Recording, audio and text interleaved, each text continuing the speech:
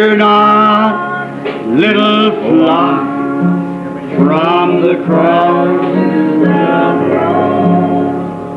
Hear heaven's love, He went for His own.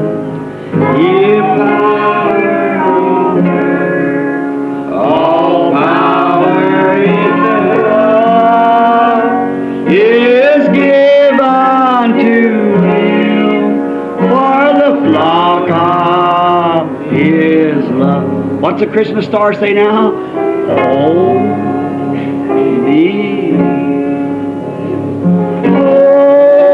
Only believe, all things are possible. Only believe, only believe, only believe, all things are possible.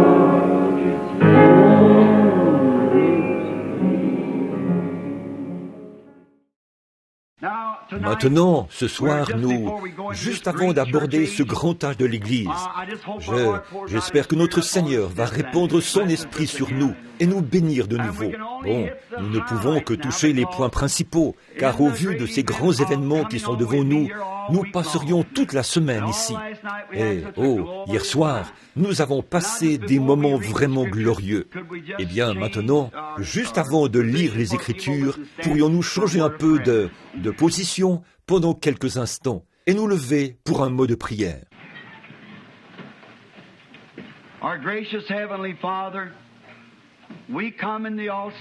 Notre bienveillant Père Céleste, nous venons au nom entièrement suffisant du Seigneur Jésus, sachant qu'un jour tu viendras, et nous essayons de préparer le cœur des gens à recevoir cette grande révélation que tu es le Fils de Dieu qui est vivant. Tu n'es pas mort, mais tu es vivant pour toujours. Tu vis dans ton Église comme témoin de la Pentecôte, ce glorieux moment où des temps de rafraîchissement viendront de la présence du Seigneur. Nous sommes si heureux de profiter de ces moments ici, après 1900 ans. Et Père, nous courbons humblement la tête en guise de respect pour ces grands hommes tout au long des âges, ces étoiles que tu as tenues dans ta main et dont tu as dit qu'ils étaient les anges des âges de l'Église, des ministres. Combien nous te remercions pour le grand Saint Paul d'Éphèse. Combien nous te remercions pour Irénée, ô Seigneur, Irénée, ton grand serviteur, et aussi pour Saint Martin et pour Saint Colomba ce soir. Seigneur, combien nous te remercions pour ces hommes, face au romanisme ténébreux, au paganisme qui entrait dans l'Église, ils ont vaillamment pris position pour le message et la bénédiction de la Pentecôte. Ils parlaient en langue et opéraient de grands miracles et des prodiges, guérissaient les malades et ressuscitaient les morts. Beaucoup d'entre eux, Seigneur, ont été écartelés, tués et donnés en pâture aux lions. Des choses intenses se sont produites. La terre est baignée du sang des justes. Et Père, leur sang crie aujourd'hui contre cette Église méchante et adultère. Et tu as dit, un jour, quand tu as versé, l'ange a versé sa coupe sur elle, et le sang de tous les martyrs a été trouvé en elle. Seigneur, aide-nous à être prêts à prendre position maintenant, parce que le temps arrive à sa fin, alors que nous voyons cette bête à 2 cornes monter de la terre, pas de la masse et des foules de gens, avec des cornes semblables à celles d'un agneau, mais elle parlait comme le dragon. Nous croyons que cette heure est proche maintenant, Père, alors que ces églises se regroupent pour former une confédération, faire une image à la bête. Ô Seigneur, ce sera terrible pour le groupe qui ne s'y joindra pas. Le boycottage viendra. Mais à cette heure-là, tu as promis de prendre ton Église. Aide-nous, Seigneur. Avant qu'une seule goutte d'eau tombe, Noé était dans l'arche. Avant que le feu frappe Sodome, Lot était parti. Père, nous croyons qu'avant que les puissances atomiques fassent voler cette terre en éclats, l'Église sera partie. Nous sommes si heureux, Seigneur. Et nous savons que les bombes sont suspendues dans les silos ce soir. Et nous pouvons regarder vers le ciel et voir le Fils de l'homme se lever de son trône afin de se diriger vers la terre pour l'enlèvement de son Église. Et nous savons que ses précieux pieds ne toucheront pas cette terre de péché à ce moment-là, car c'est comme Rebecca qui, venue à dos de chameau, était descendue du chameau juste avant la maison d'Abraham, là-bas dans le champ où elle avait rencontré son épouse. Oh Dieu, et l'Église rencontrera notre épouse dans les airs, car nous les vivants qui serons restés, nous ne devancerons pas ou ne feront pas obstacle à ceux qui sont morts. La trompette de Dieu sonnera, les morts en Christ ressusciteront premièrement, et nous serons tous ensemble enlevés avec eux à la rencontre du Seigneur dans le champ, dans les airs, et nous serons toujours avec lui. Oh, aide-nous ce soir, Seigneur. Donne de la douceur dans notre esprit et ôte de nous toute amertume et toute indifférence. Puissions-nous nous fondre complètement dans le Saint-Esprit. Que l'ange de Dieu prenne le contrôle ce soir. Seigneur, je ne sais pas quoi dire à ces gens. Là, j'ai pris des notes, des récits historiques de ce que tu as fait et tout. Mais il n'y a que toi qui puisses interpréter l'avenir. Alors je te prie de l'accorder par le nom de Jésus-Christ. Amen. Bon, prenons maintenant le livre de l'Apocalypse.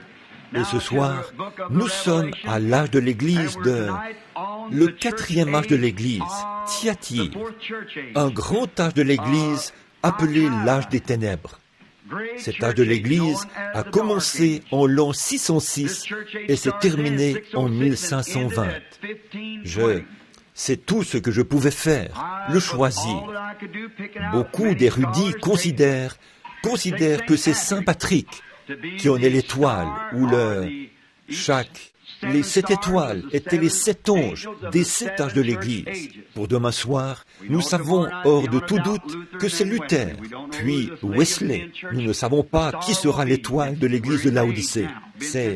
Nous vivons dans cet âge maintenant. Il a commencé depuis 1906, au début de la Pentecôte.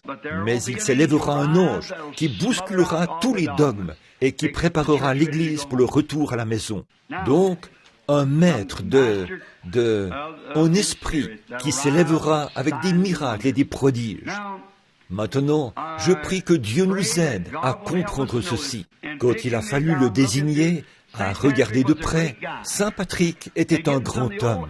Au regard de certains anciens manuscrits, Saint Patrick n'était pas catholique. Il protestait contre l'Église catholique. Et pendant la période de la Réforme, leur dogme a été examiné et il était prouvé que Saint Patrick protestait contre l'Église catholique, que Saint Patrick était plutôt un homme favorable à l'organisation. Il avait sa propre école. Il avait il avait été enlevé sur les rives de la mer, lui et ses 2 petites sœurs dont il n'a plus jamais entendu parler. Elles avaient probablement été emmenées à Rome et vendues comme esclaves. Lui aussi, il avait été enlevé et vendu comme esclave. Et sa tâche consistait à élever des porcs. Il dressait des chiens pour s'occuper de ces porcs et tout. Ces chiens réagissaient suivant les différents grognements et autres signaux qu'il leur donnait. Et cela a finalement été un moyen pour lui de s'échapper dans la cale d'un bateau, puisque les chiens ont assuré sa couverture jusqu'à ce qu'il soit en pleine mer. Plus tard, il est allé dans son beau pays, l'Irlande. Il a retrouvé sa mère et son père encore en vie. Saint Patrick était un neveu du grand Saint Martin. Ce dernier, Saint Martin, était l'un des plus grands hommes que nous ayons jamais eus depuis Jésus-Christ. Ces églises étaient toutes remplies du Saint-Esprit. Tous parlaient en langue. Ils avaient des signes, des prodiges, des miracles. Et il s'opérait toutes sortes de miracles. Il a gardé la foi pentecôtiste dans cet âge où l'Église s'est mariée au catholicisme. Le paganisme et le nicolaïsme se sont mariés et ont formé une organisation. Ce qui a permis aux Nicolaïtes, nous les appelons Nikao, ce qui signifie conquérir ou renverser les laïcs, ôter le Saint-Esprit de l'Assemblée, affirmer que seul le prêtre est saint, personne d'autre, voyez. Puis, chacun vit comme bon lui semble, je suppose, aussi longtemps qu'on se confesse au prêtre. Puis, nous avons vu hier soir qu'ils les ont installés, que Constantin a installé le premier évêque, et qu'il l'a placé, leur a donné des bâtiments, et nous vous avons donné les dates et tout ce que vous avez pris en note. Puis, ils avaient la grande fête du solstice là-bas. C'était le 21 décembre, le jour le plus court de l'année. Et c'est ainsi qu'a été introduite cette hérésie qui faisait de lui le jour du soleil. Voyez, le jour de l'anniversaire du soleil, ils ont repoussé la naissance de Jésus-Christ d'avril au 25 décembre. Le 25 décembre, c'est pendant ces 5 jours que les Romains avaient leur grande célébration, le cirque et tout. Et c'est à ce moment-là qu'ils organisaient cette grande fête païenne. Ils avaient élevé cet homme, qu'ils avaient placé là comme étant un dieu, et ils l'avaient bien habillé et tout. Ils avaient donc leur Dieu au milieu d'eux. Et c'est là que les gens du post-millénarisme ont vu le jour. C'est à ce moment-là, parce que selon eux, l'Église était dans le millénium à ce moment-là. Voyez, parce qu'ils étaient riches, ils n'avaient besoin de rien. L'État et l'Église étaient unis. Le millénium est en cours, et c'est toujours un enseignement catholique jusqu'à ce jour. Voyez, donc, le millénium est en cours, mais nous savons que ça, c'est faux. Le millénium, c'est la seconde venue de Christ qui introduit le millénium. C'est vrai. La terre crie, soupire après ce jour de délivrance, où notre Seigneur reviendra sur la terre. Eh bien, ici, ce grand saint, c'était Colomba. C'était un grand homme de Dieu. Alors, j'ai noté un peu son histoire ici. Pour commencer, ce 4e âge de l'Église, Thyatire, signifie être relâché, se laisser aller, ou ténébreux. Voyez, c'était simplement une période d'illégitimité. De 606 à 1500. L'étoile, c'était Colomba, d'Irlande et d'Écosse. Il était le neveu de Saint Martin. Il a vécu environ 60 ans après Saint Patrick. Son ministère a donc commencé une 60aine d'années après celui de Saint Patrick. Il n'a jamais accepté la doctrine de Rome. C'était un grand homme de foi. Il a rejeté l'enseignement de Rome. Il n'est jamais allé à Rome. Et il a complètement rejeté cela. Aussi, je n'ai vu nulle part où on l'aurait canonisé. Ils ont fait la même chose de Saint Martin et des autres. Ils n'ont canonisé ni lui, ni Irénée, parce qu'ils étaient encore de cette église qui avait les signes et les prodiges de la Pentecôte. Mais il croyait. Il n'a jamais accepté l'enseignement de Rome, soutenu leurs enseignements. Il s'appuyait sur les enseignements tirés de la Bible, comme sa pieuse mère le lui avait appris, la sœur de Saint Martin. Et il n'a jamais accepté les enseignements de Rome, à aucun moment. Il enseignait que les signes de Marc 16 devraient accompagner chaque croyant. Amen. Ça, c'est le genre de personne que j'aime. Quelqu'un qui croit. Oui, monsieur. Il avait entendu Dieu l'appeler d'une voix audible. C'est un autre bon signe en sa faveur. Voyez, rien ne pouvait plus l'arrêter après ça. Il était parti. Oui, il était en chemin quand il a entendu la voix audible de Dieu. Un miracle. Je n'ai plusieurs d'honneurs ici, mais prenons seulement celui-ci. L'un des miracles, c'est que lorsqu'il s'était rendu dans une certaine ville où le Seigneur l'avait envoyé, les gens de la ville ne voulaient pas le recevoir. Alors, ils sont sortis et ont cherché ils ont appelé des musiciens et ainsi de suite. Ils ont fermé les portes et ont fait jouer les musiciens pour essayer de couvrir sa voix. Il s'est mis à prêcher. Cela a couvert les bruits des musiciens et les portes se sont ouvertes. Il est entré et a prêché malgré tout. Tout ce beau monde s'est converti. En voici un autre que j'aimerais évoquer en passant. Il est allé dans une ville. Évidemment, les villes étaient fortifiées en ce temps-là. Il est donc allé dans la ville et on l'a chassé. Comme il s'en allait, le fils du chef est tombé gravement malade. Et on a envoyé quelqu'un pour faire revenir ce brave saint. Il est revenu et s'est étendu sur le garçon mourant. Et il est revenu à la vie. Son église était remplie du Saint-Esprit.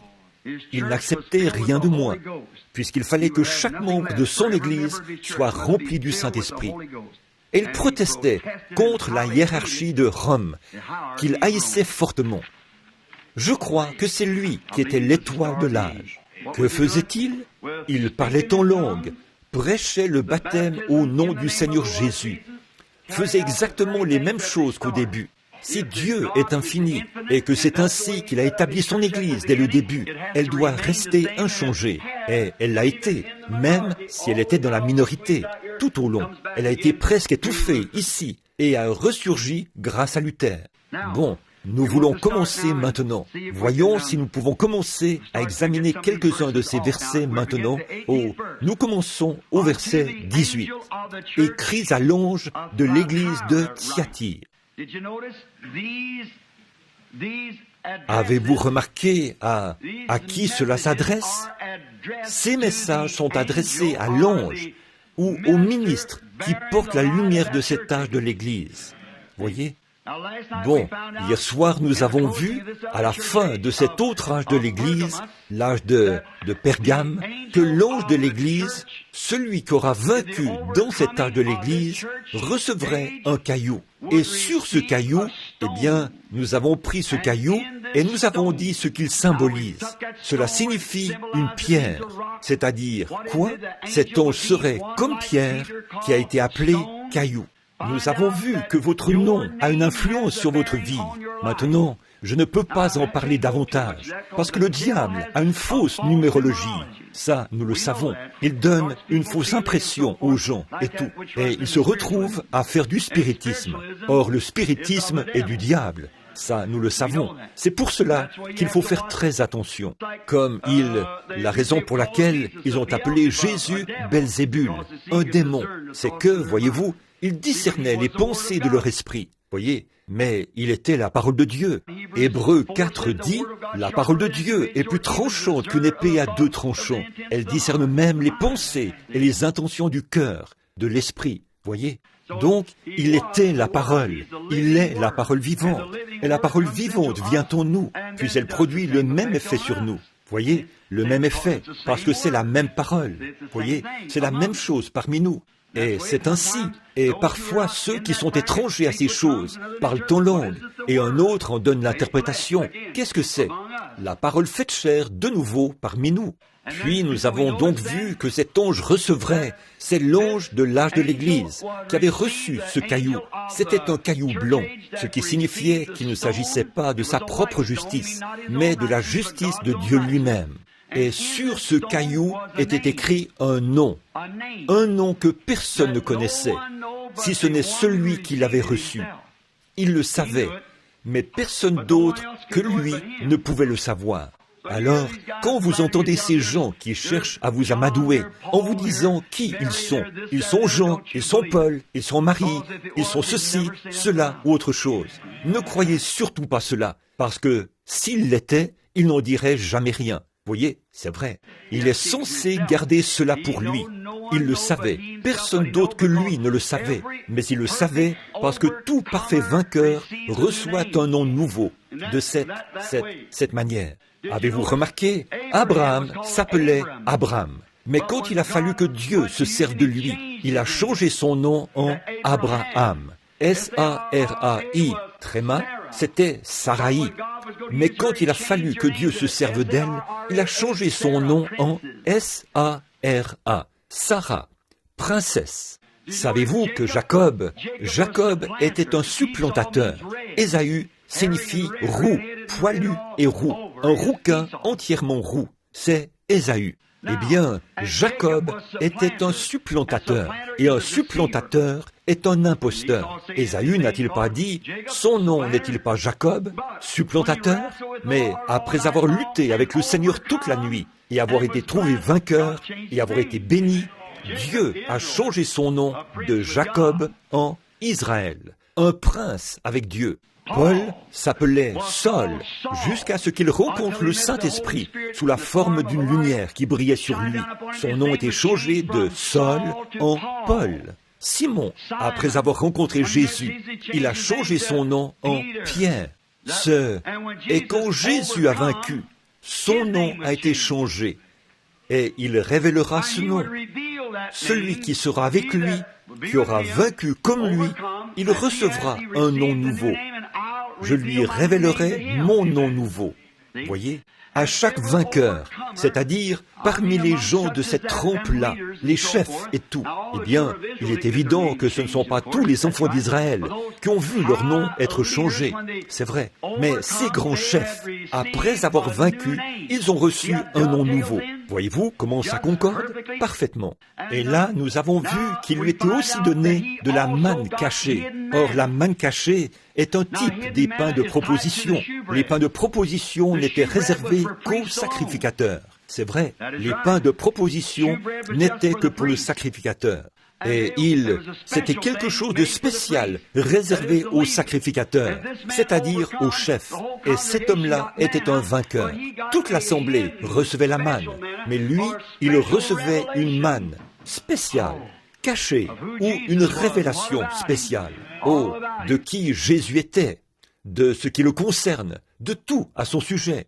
Voyez, il recevait cette révélation s'il avait vaincu. À l'ange, tiens ferme, car celui qui il avait vaincu, ça s'adressait à l'ange de l'Église. Voyez?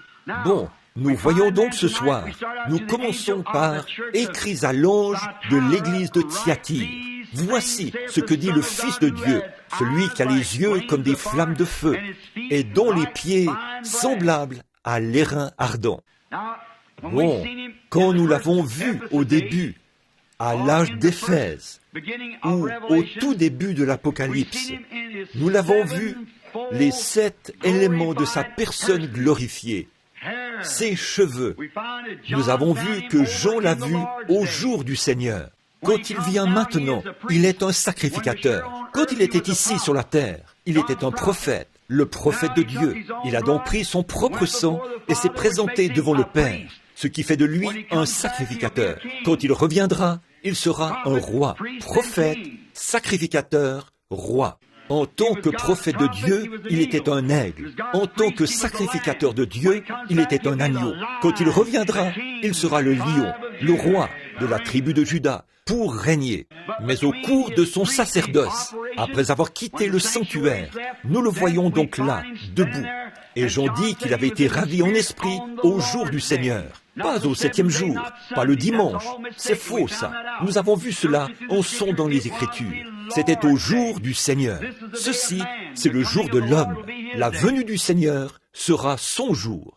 Nous l'avons vu au jour du Seigneur. Et quand il a vu le Seigneur, il avait des cheveux blancs comme la neige. Et nous savons que cela représente un juge. Une autre chose, c'est qu'à ce moment-là, il n'était pas un sacrificateur, puisqu'un sacrificateur se ceint à la taille, ce qui signifie qu'il est de service. Mais lui, il était ceint au niveau de la poitrine, ici en haut, ce qui signifie qu'il était un juge. Amen.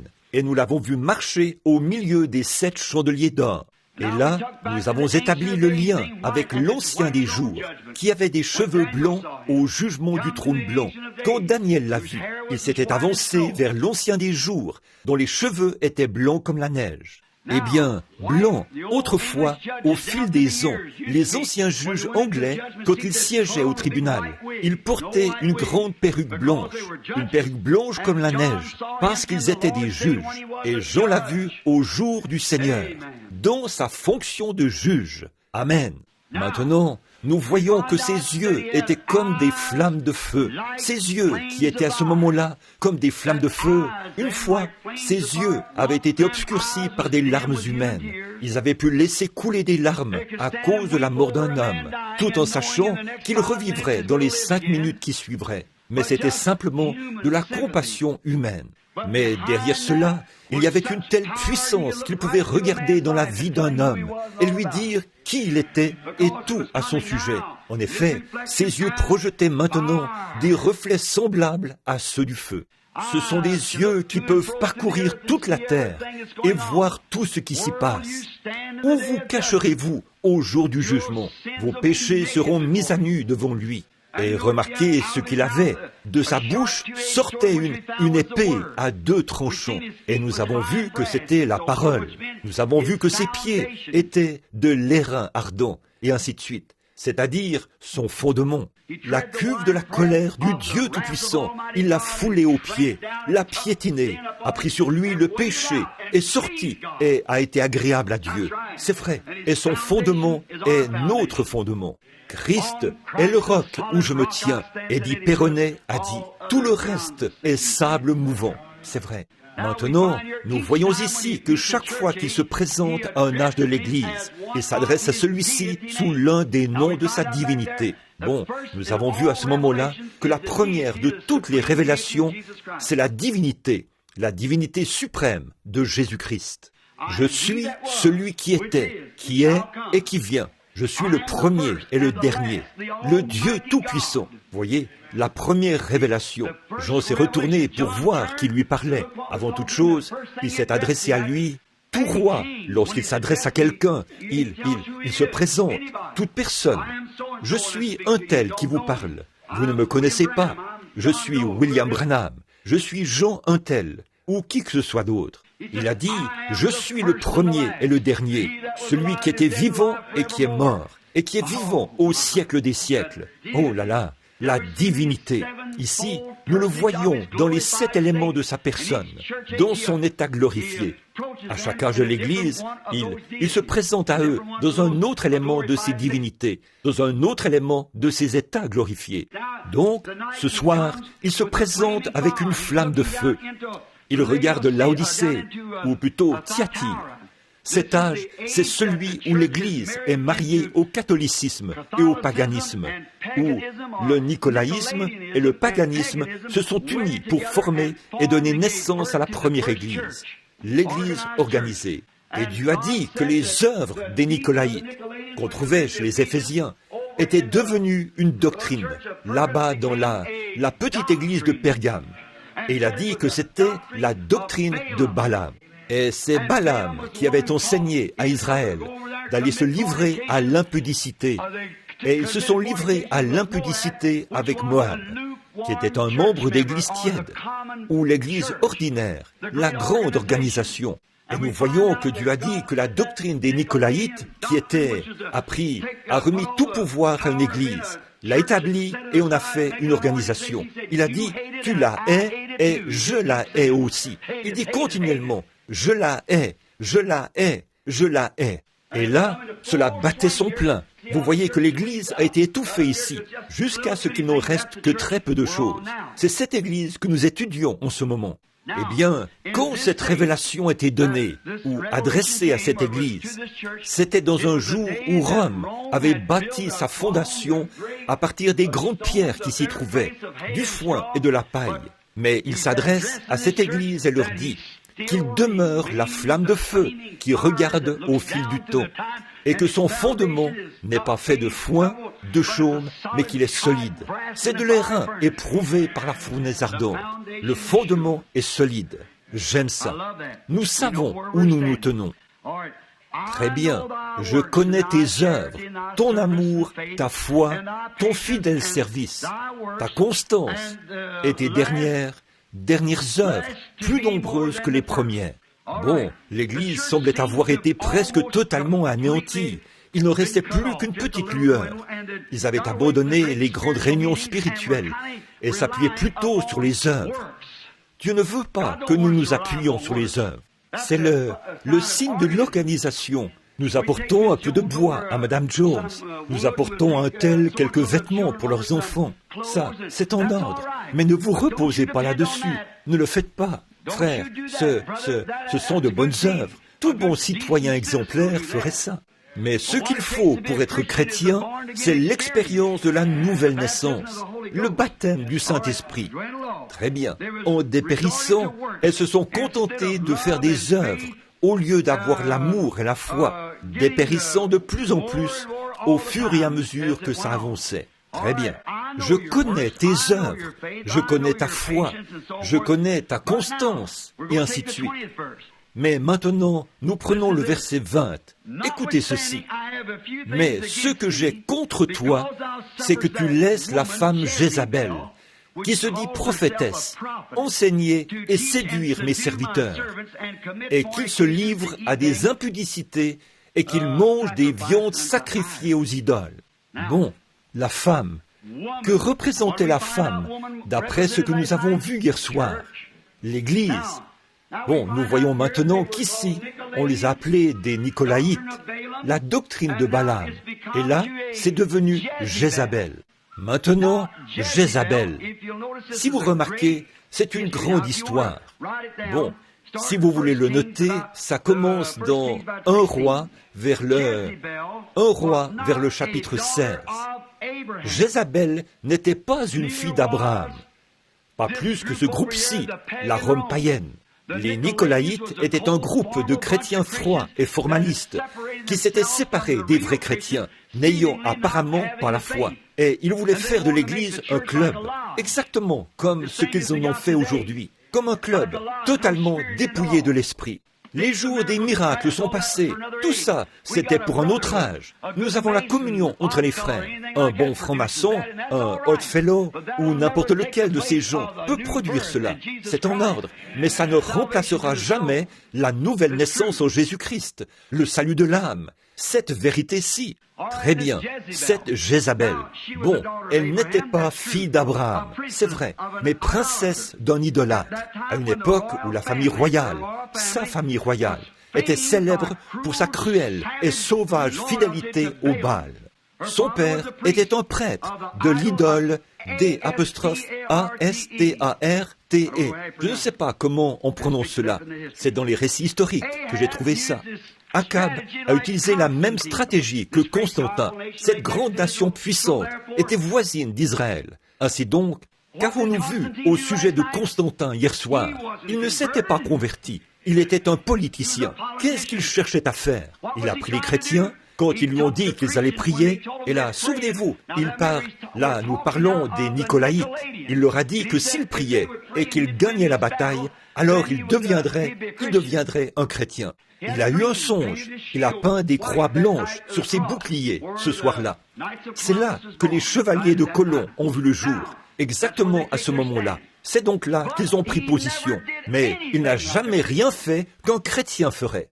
Sur l'une des églises nicolaïtes, appelée Sainte-Sophie, il a placé une croix. Comme je l'ai dit hier soir, c'est la seule chose qu'il ait jamais faite qui puisse laisser croire qu'il soutenait l'Église. D'après tout ce que j'ai pu trouver dans les récits historiques, beaucoup d'autres érudits disent la même chose. Nous ne savons rien de sa conversion, là. Mais quelle était la direction qu'il avait prise? Ce qu'il voulait faire, c'est qu'à ce moment-là, il avait observé la majorité des habitants de Rome. Regardez bien maintenant, observez cette stratégie.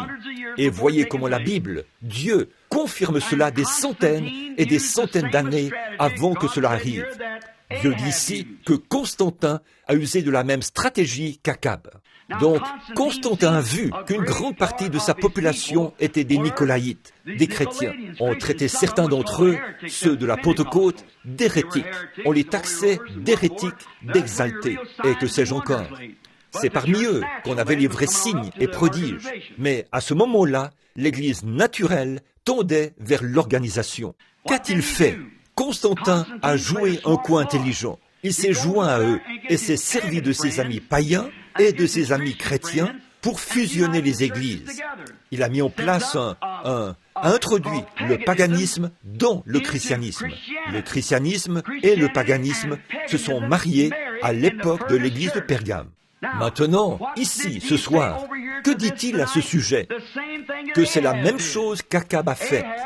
Akab, pour affermir son royaume, a épousé Jézabel. Cet idolâtre, pour affermir son royaume, pour donner plus de pouvoir à Israël. C'est ce que les églises cherchent à faire. Avez-vous vu qu'ils essaient de produire une Bible qui paraîtra l'année prochaine, en 1962? C'est une Bible qui plaira aux Juifs, qui plaira aux catholiques et qui plaira aux protestants. Oh frère, j'ai la coupure de journal. Je ne l'ai pas avec moi ce soir, mais vous m'avez quand même entendu lire cela l'autre soir. Voilà, voyez-vous? Oh, tout cela dans le but d'augmenter en nombre. Ils prennent les choses saintes de Dieu et les éparpillent n'importe comment pour augmenter en nombre et devenir plus nombreux. C'est ce qu'a fait l'Église.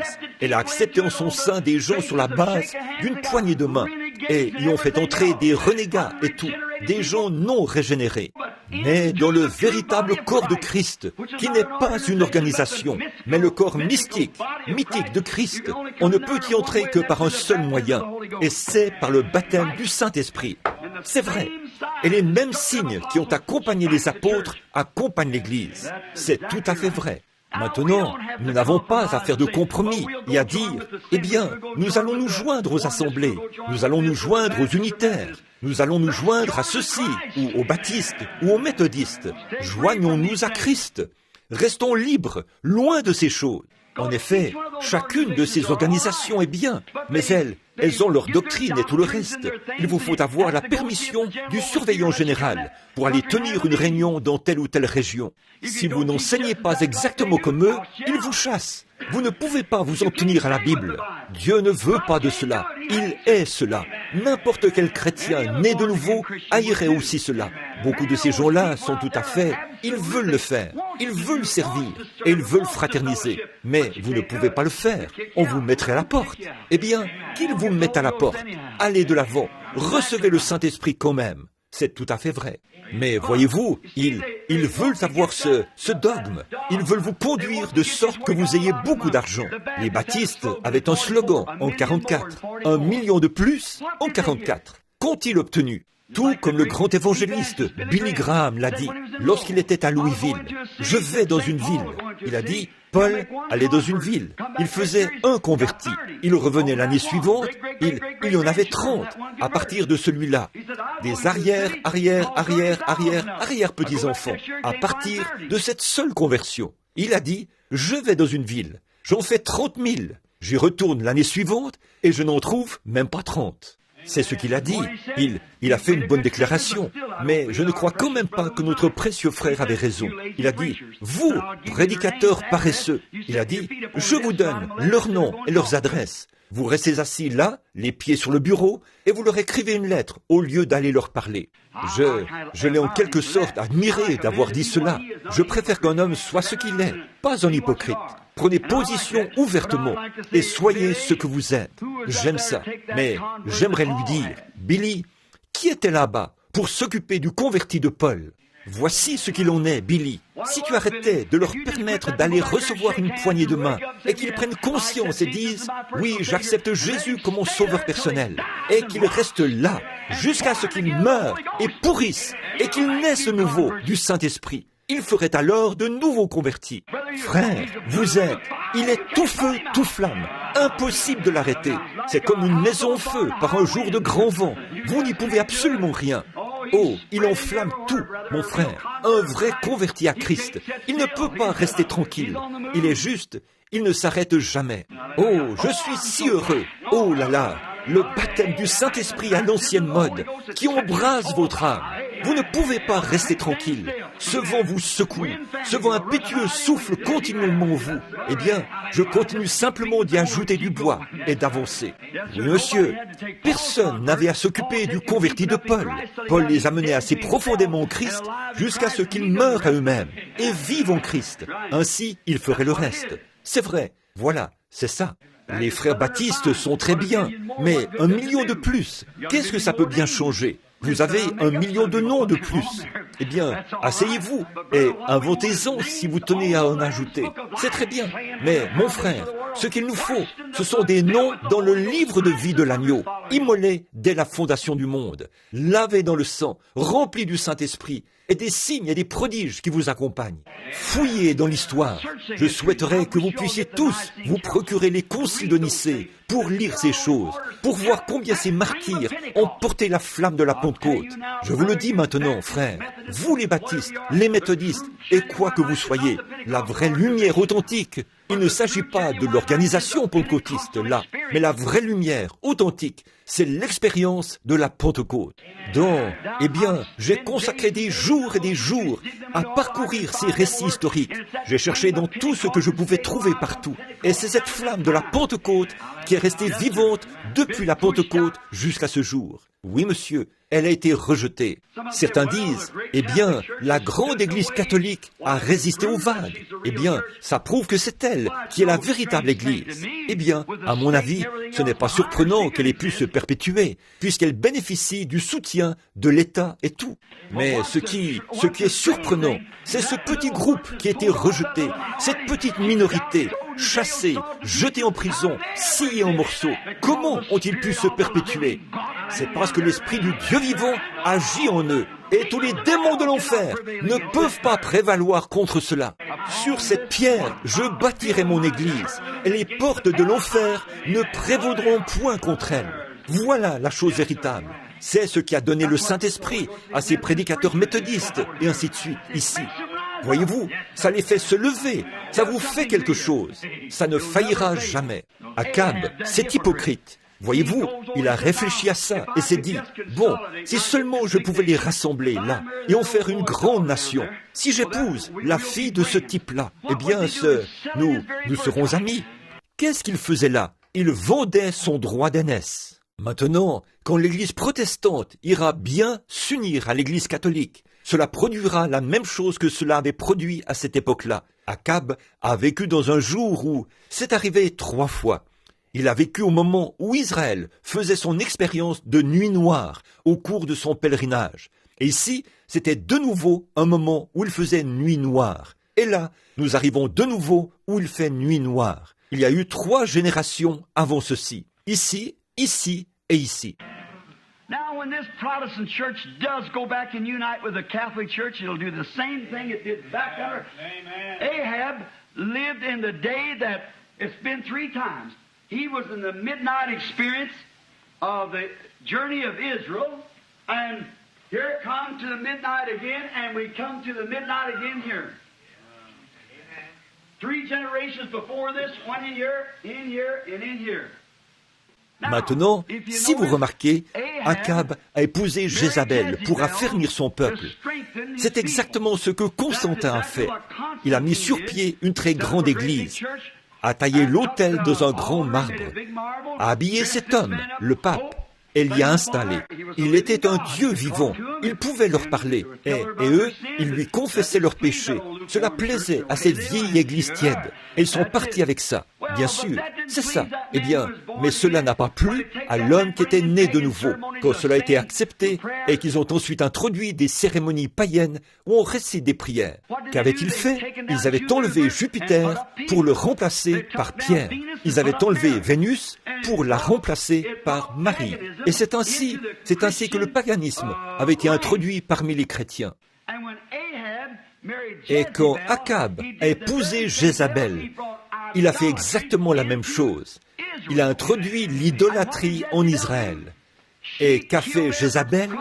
Elle a tué tous les prophètes qu'elle pouvait trouver. Pas vrai? Les papes ont fait pareil. Ils tuaient tous les vrais chrétiens qu'ils trouvaient. Mais dans cet âge-là, il y avait une étoile, le brave Élie. Oh oui, monsieur. Il n'avait pas peur de les confronter à ce sujet.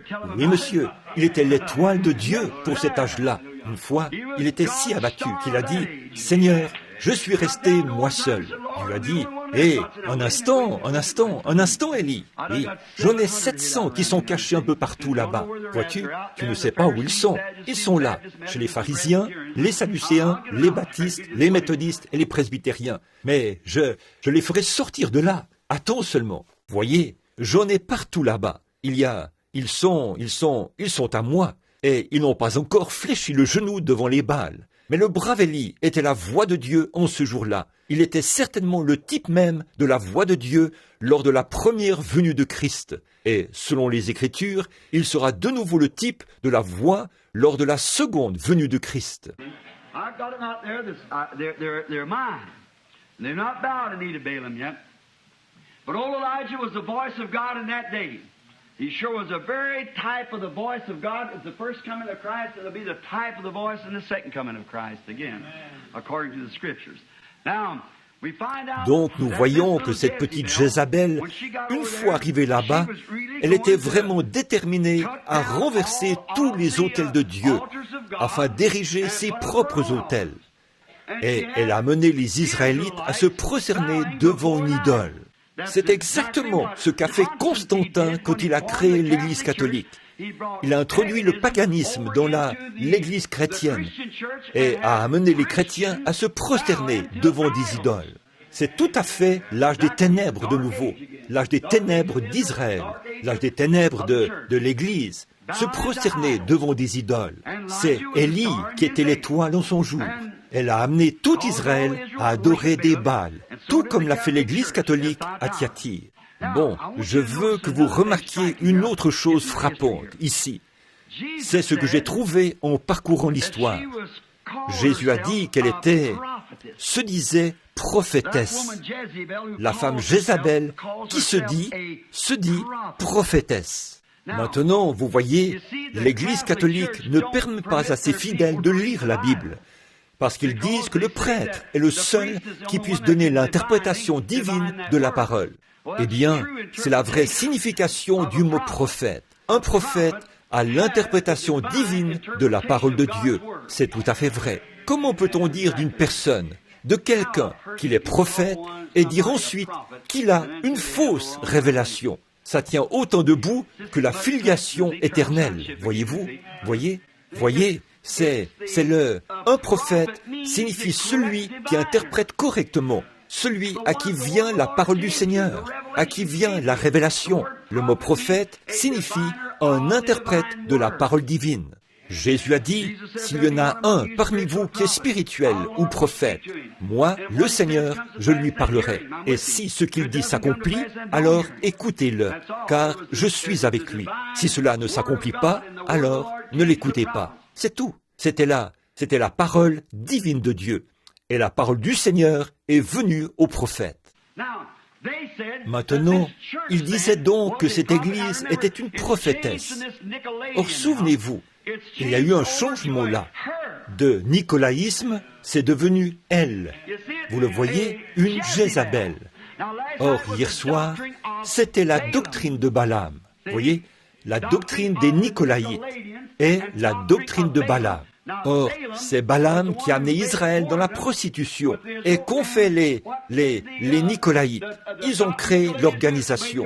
Alors, si vous mettez les deux ensemble, ça devient elle, l'Église. Certainement. Apocalypse 17, la grande prostituée qui est assise sur les grandes eaux. Une femme, une prostituée. Qu'est-elle? Ou qu'est-ce qui fait qu'elle est une prostituée? Elle se livre à des impudicités spirituelles, en donnant une mauvaise interprétation de la parole aux gens. Éloignez-vous de ce fanatisme. Ça, c'est du vrai fanatisme. C'est vrai. Maintenant, voyez, elle se dit prophétesse. Nous sommes les véritables. Nous sommes le concile. Nous sommes de nouveau le concile de Laodicée, le concile des hommes. Nous avons décidé ceci, et c'est ainsi. Alors, écoutez-nous. Mais ce jeune prêtre qui habite quelque part ici et qui m'a interrogé au sujet d'Élisabeth Frazier ou de la petite Frazier, il a dit, le cardinal veut savoir si vous, ou l'évêque, si vous avez baptisé la petite Frazier. Il a dit, elle est devenue catholique. J'ai dit, oui, je comprends ça. Il a dit, l'avez-vous baptisée? J'ai dit, oui, monsieur. Il a dit, comment l'avez-vous baptisée? J'ai dit, du baptême chrétien. Oui. Il a dit, eh bien, que voulez-vous dire par là? J'ai dit, du baptême chrétien, tel que la Bible l'enseigne. Il n'y a qu'une seule façon de baptiser du baptême chrétien. Chaque personne dans la Bible a été immergée dans l'eau au nom de Jésus-Christ. Il a noté cela. Il s'est mis à prendre des notes et tout. Il a dit, vous savez, l'Église catholique baptisée ainsi. J'ai dit, quand? J'ai dit, j'ai ici tous les récits historiques les plus anciens que j'ai pu me procurer à Londres et ailleurs. C'était afin que je puisse étudier cela en prévision de cette heure qui viendra bientôt, où quelque chose se produira. J'ai dit, je veux savoir où j'irai. Il a dit, oh, a-t-il dit, dans la Bible. J'ai dit, voulez-vous dire que... Il a dit, Jésus a organisé l'Église catholique. J'ai dit, alors, Pierre, était-il le premier pape? Il a dit, très certainement.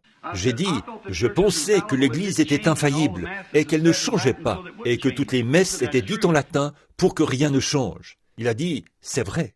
J'ai dit, eh bien, vous avez certainement fait bien des changements depuis ce temps-là. J'ai dit, si cette Bible est un livre catholique, alors je suis un catholique à l'ancienne mode. Vous voyez, c'est vrai. J'ai dit, alors je suis un catholique à l'ancienne mode. Et j'ai dit, cela a certainement... Il a dit, eh bien là, voyez-vous, la Bible n'est que le récit de l'histoire de l'Église catholique. Il a dit, Dieu est dans son Église. J'ai dit, Dieu est dans sa parole. C'est vrai. Que ma parole soit reconnue pour vraie et toute parole d'homme pour mensonge. Et ce livre de l'Apocalypse, c'est le seul livre, laissez-moi le répéter, sur lequel Jésus a mis le sceau de son approbation. Et la première chose qu'il a faite a été de révéler sa divinité. Et il l'a fait entièrement. Et il a dit, quiconque en retranchera quoi que ce soit ou y ajoutera quoi que ce soit, celui-là, sa part, sera retranché du livre de vie. Béni soit celui qui lit ou celui qui entend, et maudit est celui qui ajoutera une seule chose ou en retranchera quoi que ce soit. Voilà, vous voyez donc où se trouve le danger. Alors, n'y ajoutez jamais rien, laissez-la simplement telle qu'elle est et continuez simplement à avancer. L'Esprit vous la révélera si vous demeurez humble. Demandez-lui, voyez, c'est vrai. Donc, ce n'est pas compliqué. Dieu, Jésus a loué le Père a dit, « Je te loue, Père, de ce que tu as caché ces choses aux yeux des rabbins, des évêques, des cardinaux, des surveillants généraux, et de ce que tu les as révélés aux enfants, lesquels sont disposés à apprendre. » Voyez, voilà ce que vous voulez avoir. C'est une révélation de Dieu qui ne peut venir que de la manière qu'il a exprimée ici. Qui dit-on que je suis? Il a dit, tu es le Christ, le Fils du Dieu vivant. Il a dit, Simon, tu n'as jamais appris cela dans un séminaire. Voyez, personne ne t'a jamais dit cela. C'est une révélation qui est venue du ciel. Et sur cette pierre, je bâtirai mon église. Et les portes du séjour des morts ne prévaudront point contre elle. C'est exactement la même révélation qu'Abel a reçue au commencement. C'est la révélation. C'est ce qui a été en ce temps-là. C'est encore la révélation. Et ce sera toujours la révélation. C'est vrai. Bon, nous voyons ici que là, elle était une femme. Et une femme représente une église. Pas vrai? Christ vient chercher quoi? Une épouse, une femme, une vierge pure. Et cette vieille femme-ci prétendait être l'église de Dieu. Mais en réalité, elle était parée de richesses, de perles et tout. Elle tenait la coupe des impuretés de ses impudicités. Et elle avait enivré tous les rois de la terre de ce vin. Pas vrai? Maintenant, nous voyons ici qu'on l'appelle Jézabel. Et Jézabel, le mal que Jézabel a fait, dès qu'elle a eu de l'emprise sur les Israélites, elle les a mis à mort et a fait tout ce qu'elle pouvait. Elle a érigé ses propres autels. Pas vrai? C'est exactement ce que l'Église catholique a fait. C'est exactement ça. Mais maintenant, lisons juste un peu plus loin. Ceci va vous surprendre. Parfois, quand notre croissance s'arrête, nous mangeons un peu plus. Se dit prophétesse. Là, si elle dit « Je suis la seule qui puisse interpréter la parole et enseigne et séduit mes serviteurs pour qu'ils se livrent à des impudicités, qu'ils mangent des viandes sacrifiées aux idoles. » Ce frère qui a posé la question au sujet du serpent, du fait de manger le fruit dans le jardin d'Éden. Vous voyez ce qu'il en est, n'est-ce pas, quand il parle de manger ici? En réalité, c'était au plan spirituel. Voyez-vous, je lui ai donné du temps pour qu'elle se repentît. Et elle ne veut pas se repentir de son impudicité. Impudicité. Voici, je vais la jeter sur un lit. Quelle sorte de lit? De mondanité. C'est exactement l'état dans lequel elle est aujourd'hui. Et envoyer la grande tribulation à ceux qui commettent adultère avec elle, à moins qu'ils ne se repentent de leurs œuvres. Il s'agit là de passer par la grande tribulation. Ferait mourir de mort ses enfants. Oh! C'est quoi? Cette vieille femme avait des enfants. Bon, Apocalypse 17. Combien d'entre vous étiez tous ici hier soir, je pense. Très bien. Dans Apocalypse 17, cette vieille prostituée, l'Église catholique, a été appelée une femme de mauvaise vie. Et elle était la mère des impudiques. Ça ne pouvait pas être des garçons, c'était des églises. Maintenant, d'où vient l'église luthérienne? D'où viennent toutes les autres? D'où viennent toutes les organisations? Quelle est l'origine de tout cela? Laodicée? Les Nicolaites ont finalement abouti là-dedans. Et c'est de nouveau la même chose, exactement. Vous n'y pouvez rien, frère. Oh, Élie s'y est opposé en son jour. Jean s'y est opposé en son jour.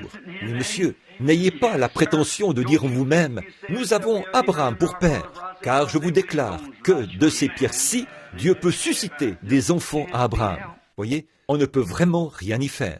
Donc, elle avait des enfants. Est-ce que la véritable Jézabel avait des enfants?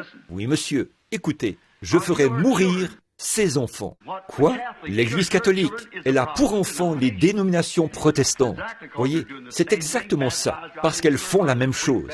Toutes se baptisent en elles quand elles font usage de ce baptême bizarre, ce baptême non scripturaire, des poignées de main plutôt que le Saint-Esprit, Père, Fils et Saint-Esprit, plutôt que Jésus-Christ. Elles font exactement tout ce qui est contraire à la Bible, toujours, et elles foncent droit là-dedans.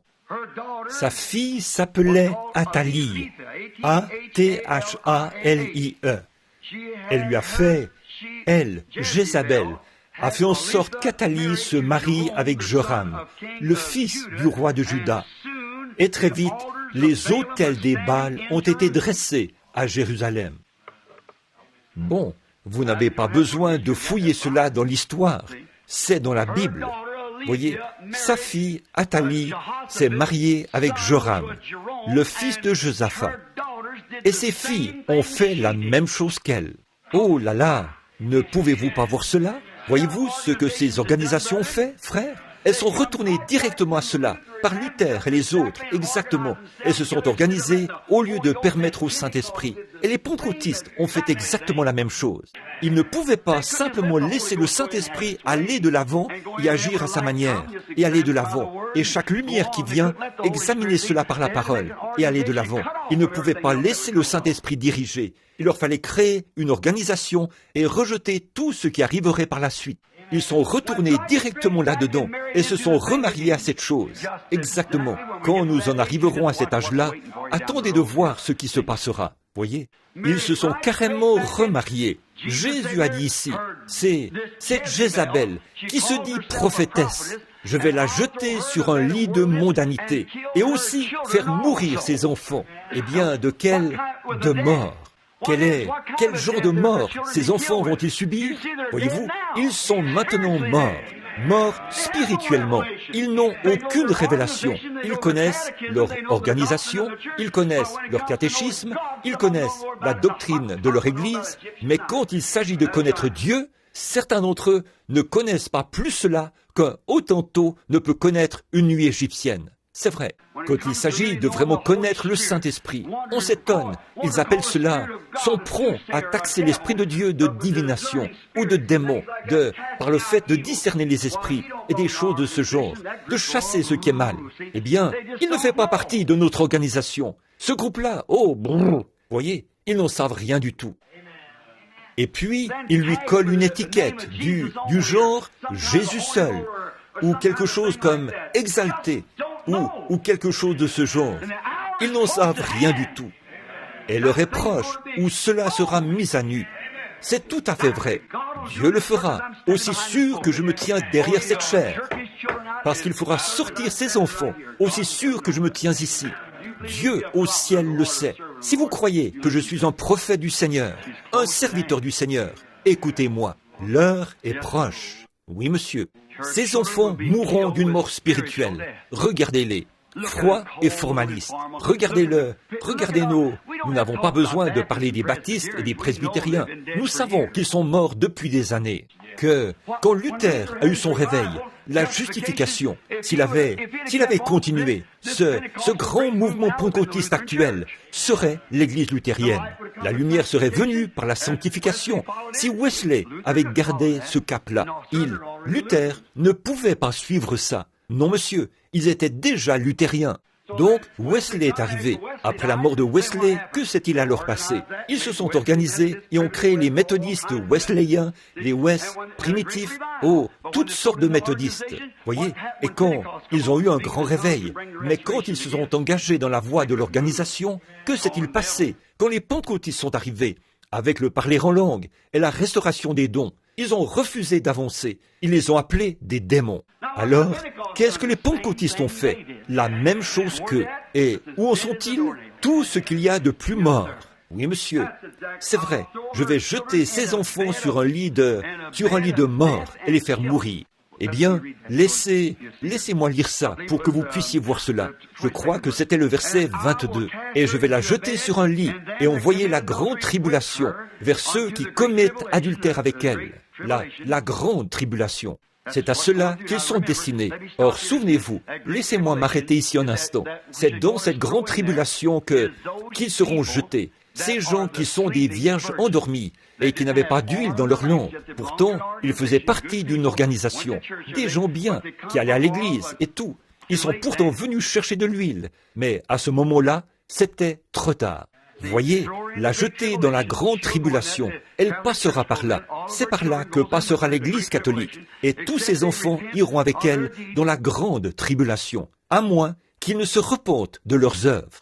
Pas les enfants qui la fréquentent, mais l'Église elle-même. Ce sont là ces enfants. Il s'agit de l'organisation, pas les gens qui la fréquentent, comme ces pauvres catholiques, baptistes, presbytériens ou pentecôtistes. Je les plains.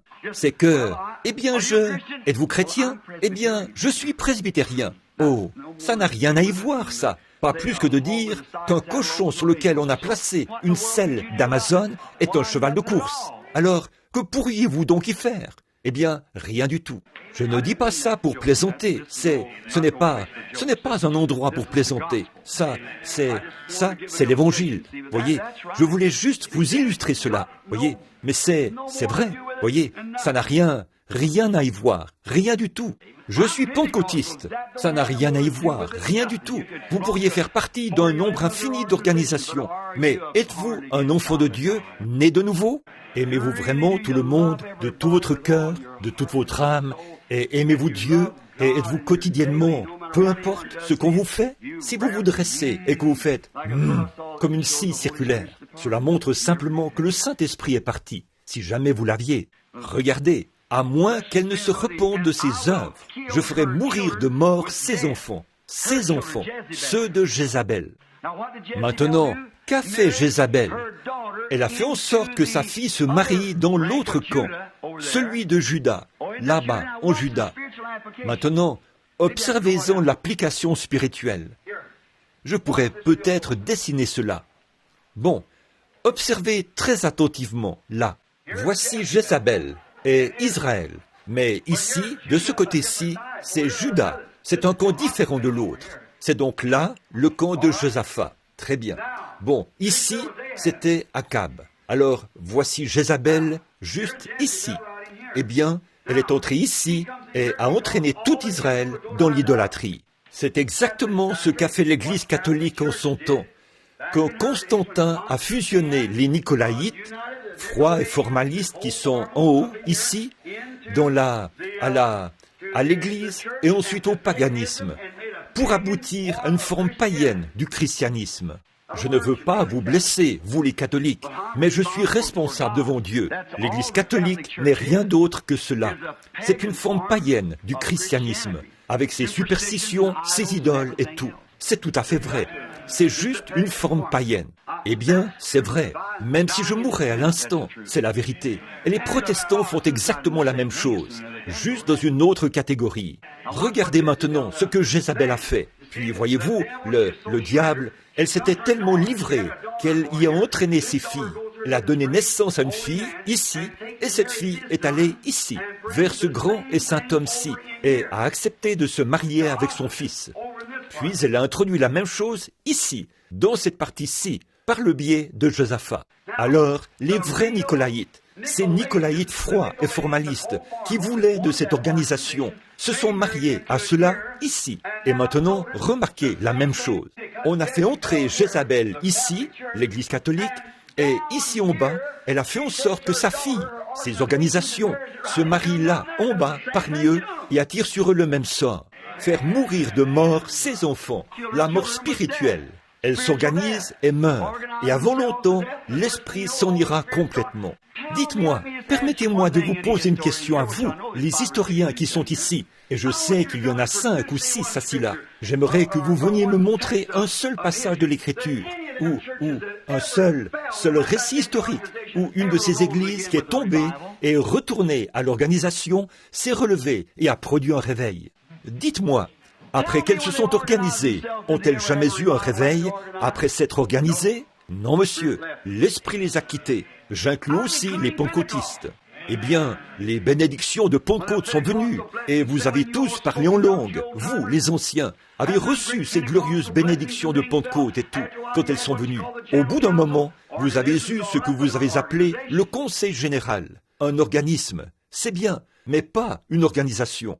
Bientôt, vous ne pouviez plus supporter cela. Vous avez dû retourner et devenir des enfants de Satan, et vous vous êtes organisés. Et puis, une autre lumière est venue, au sujet du nom de Jésus-Christ. Alors, ils sont devenus prétentieux, et ont dit, « Dieu soit béni, si vous n'avez pas le nom de Jésus, vous irez en enfer. Nous l'avons, et vous ne l'avez pas. » Qu'ont-ils fait? Ils sont morts sur place. Ils en ont fait une organisation. Voyez, au lieu de laisser simplement la lumière se répandre dans l'Église et prendre automatiquement sa place, mais vous vous êtes organisés. Qu'est-ce? Un enfant de Jézabel.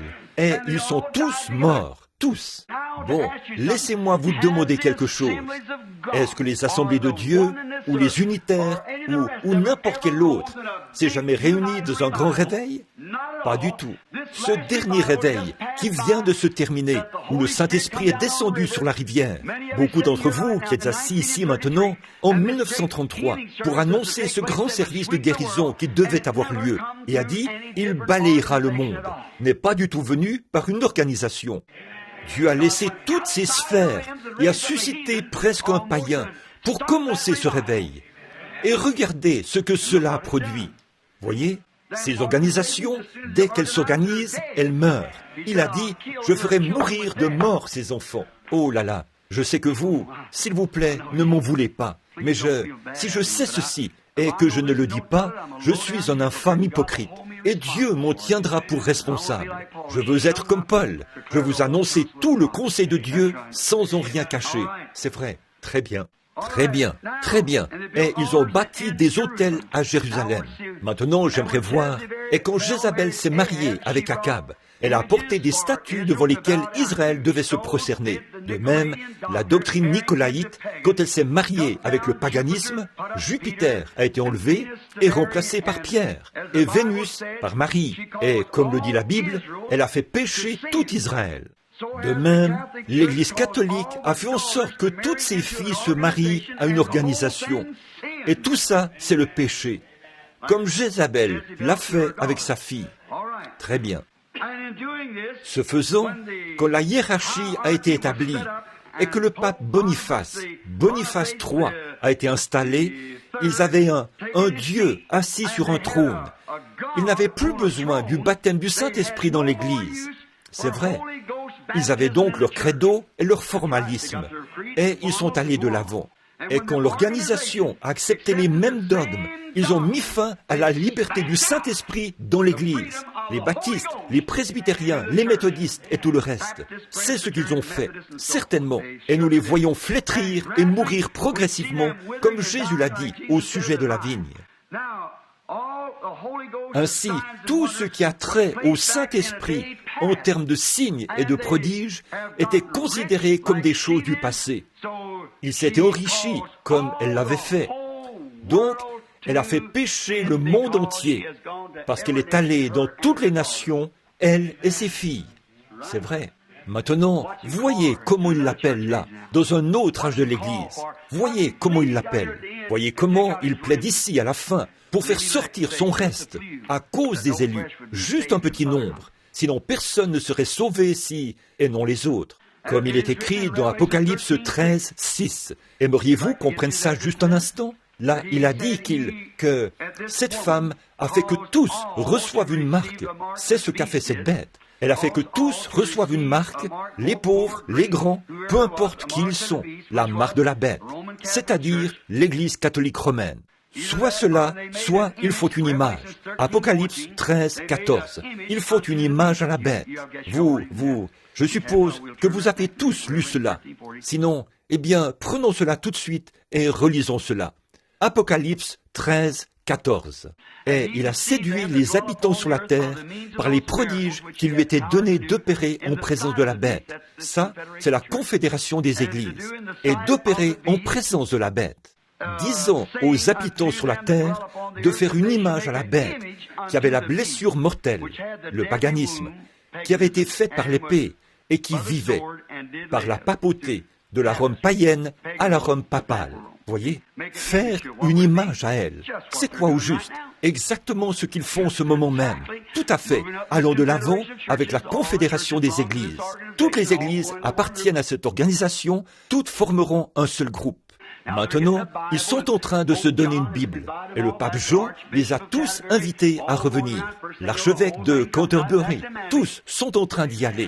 Avant longtemps, elles reviendront toutes vers maman, parce qu'elles étaient des prostituées dès le départ. Voyez, ils disent, on va s'unir tous ensemble pour défendre une seule grande cause, la lutte contre le communisme. Ils ignorent que c'est Dieu qui a suscité le communisme.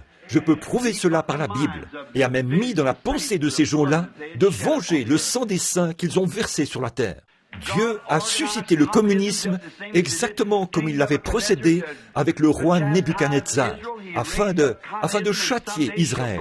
Il a suscité le communisme et un de ces jours, il fera disparaître Rome de la carte. Tout à fait. Dieu l'a dit, c'est vrai.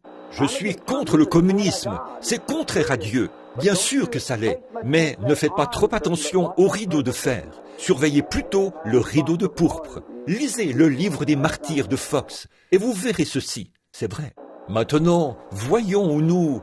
Et vous voyez donc maintenant ici qu'elle a fait en sorte que tous, riches et pauvres, reçoivent une marque.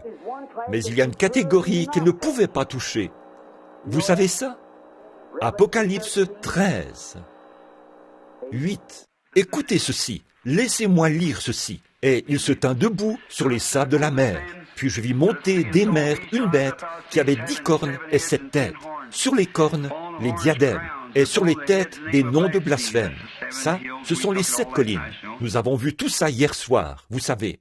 La bête que tu as vue était semblable à un léopard. Pieds étaient semblables à ceux d'un ours. Et sa gueule, une gueule de lion. Le dragon, il s'agit du diable rouge qui se tenait devant la femme pour dévorer son enfant, c'est-à-dire Rome, nous le savons tous, et lui donna puissance et son trône et une grande autorité. Et je vis l'une de ses têtes comme étant blessée à mort. Le paganisme, voyez, mais sa blessure mortelle fut guérie. La papauté a pris sa place. Ils se sont unis au christianisme avec les Nicolaïtes. Et toute la terre était dans l'admiration derrière la bête. Le catholicisme s'est répandu dans toutes les nations qu'il y a sous les cieux. C'est vrai, comme Daniel l'a dit au sujet du fer, qui se mêle à l'argile et tout. Je vais vous faire un petit commentaire à ce sujet. Le fer et l'argile. L'avez-vous remarqué, ou vous ai-je déjà parlé de cette dernière grande conférence qui s'est tenue ici, où Khrouchtchev a enlevé son soulier et a frappé la table avec? À cette réunion, il y avait 5 nations orientales et 5 nations occidentales. Khrouchtchev était à la tête des nations orientales. Eisenhower était à la tête des nations occidentales. Ce sont eux les 2 principaux dirigeants, les 2 gros orteils. Khrouchtchev signifie argile en russe. Eisenhower en amer signifie fer en anglais. Nous sommes à la fin. Et ils adorèrent le dragon, parce qu'il avait donné l'autorité à la bête. C'est notre prochain message, ici au tabernacle, vous comprenez. Ils adorèrent la bête, en disant, qui est semblable à la bête, et qui peut combattre contre elle. En d'autres termes, regardez bien. Eisenhower a un grand nom ici aux États-Unis, mais à Rome, il n'est rien. En Russie, il n'est rien. Khrouchtchev est grand en Russie, mais aux États-Unis, il n'est rien. Mais il y a un homme qui est grand partout, c'est le pape. C'est vrai, organisons-nous et réunissons-nous. Et il lui fut donné une bouche pour proférer des paroles arrogantes, le blasphème. Il lui fut donné le pouvoir d'agir pendant 42 mois. Et elle ouvrit sa bouche et blasphéma Dieu. Et en enseignant des préceptes qui sont des commandements d'hommes, emportés, enflés d'orgueil, aimant le plaisir, ayant l'apparence de la piété, mais reniant ceux qui ont fait la force, et blasphéma son nom. Ils ont pris Père, Fils et Saint-Esprit au lieu de Seigneur Jésus-Christ. Voyez, et son tabernacle, et ceux qui habitaient dans le ciel. Et il lui fut donné de faire la guerre contre les saints. Voilà le début de la persécution, et de les vaincre. Et il lui fut donné autorité sur toute tribu, tout peuple, langue et toute nation. Et tous ceux-là, les habitants de la terre, l'adoreront, ceux dont le nom n'avait pas été écrit dès la fondation du monde dans le livre de vie de l'agneau qui a été immolé. Oh, oh, oh, oh, oh, oh, oh. La fondation du monde. Nos noms, si jamais ils sont dans le livre, y ont été écrits à ce moment-là. Jésus a dit, « Nul ne peut venir à moi si mon Père ne l'attire premièrement. Et tous ceux que le Père m'a donnés viendront à moi. Mes brebis entendent ma voix. » C'est cela la nourriture, voyez. Et un étranger, alors il peut dire, « Eh bien, je viens de me joindre à l'Église. Je suis aussi bon que vous. » Ça, ce n'est pas la nourriture des brebis. Voici la nourriture des brebis, assis ensemble dans les lieux célestes en Christ. Oh, il est si merveilleux, n'est-ce pas? Très bien. Maintenant, terminons très rapidement, parce qu'il est, oui, on a déjà dépassé l'heure maintenant. Très bien. Mais je dis, voyons voir maintenant. J'ai le verset 23. Je ferai mourir de mort ces enfants, et toutes les églises connaîtront que je suis celui qui sonde les reins et les cœurs, et je vous rendrai à chacun selon vos œuvres. À vous, à tous les autres de Thyatire qui ne reçoivent pas cette doctrine. Quelle sorte de doctrine était-ce? L'organisation, les évêques, les archevêques et les papes, voyez, ne reçoivent pas cette doctrine. Or, dans la Bible, nous avons vu hier soir qu'Israël, au moment de traverser Moab, n'était pas une nation. Ils habitaient sur la face de la terre, et ils étaient un peuple libre, pas vrai? Un type, ils erraient ça et là, vivaient sous les tentes et tout. Il en est de même pour les groupes pentecôtistes, les vrais pentecôtistes. Ils errent ça et là, d'un endroit à l'autre, voyez? Très bien.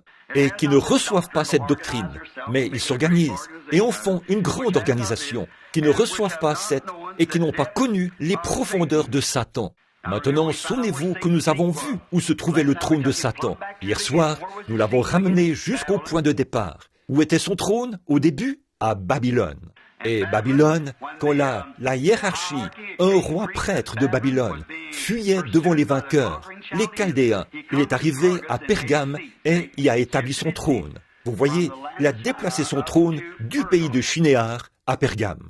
C'est ce que nous avons lu dans les récits historiques hier soir. Et une fois là-bas, il a entrepris de créer l'Église catholique. Et c'est toujours Babylone, la mère. Très bien, le trône de Satan. Et le trône de Satan, comme il les appelle, je vous dis, je ne mets aucun autre fardeau sur vous. Il n'y aura plus d'autres fardeaux, juste ce que vous avez déjà. Cette petite minorité qui est là, voyez, qui était totalement étouffée au cours de cet âge des ténèbres. Or, ça fait presque 1500 ans qu'ils ont subi cela. Seulement, ce que vous avez, retenez-le jusqu'à ce que je vienne. En d'autres termes, vous avez encore la bénédiction de Pentecôte dans votre cœur. Retenez cela jusqu'à ce que je vienne vous donner du repos pour ce prochain âge qui arrive dans la suite du temps. Celui qui vaincra et qui gardera jusqu'à la fin mes paroles, je donnerai l'autorité sur les nations. Il les pètera avec une verge de fer, et comme on brise le vase d'argile, ainsi que moi-même j'en ai reçu le pouvoir de mon Père. Vous voyez, cette Église, que se passera-t-il quand cette Église de l'âge des ténèbres se lèvera en jugement contre cette bande de païens de l'époque? Ils seront foulés aux pieds. Ces pieds d'airain les fouleront tous, je vous le dis. Il les brisera comme des vases d'argile, a dit la Bible. Et je lui donnerai l'étoile du matin. Vous savez ce que c'est, n'est-ce pas? Christ est l'étoile du matin. Très bien. Que celui qui a des oreilles entende ce que l'Esprit dit aux églises. Oh là là, n'êtes-vous pas heureux? Il se fait un peu tard. J'ai encore des choses à dire au sujet de ces 2000 ans. Je reviendrai peut-être là-dessus demain soir.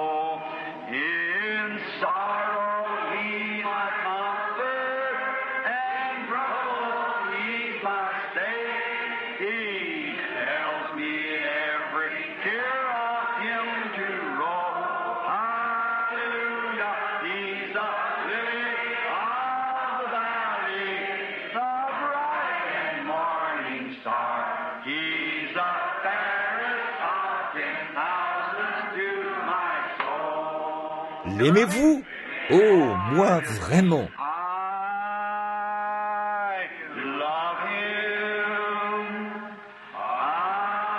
Bon, adorons-le maintenant, après toutes ces paroles tranchantes et ce message.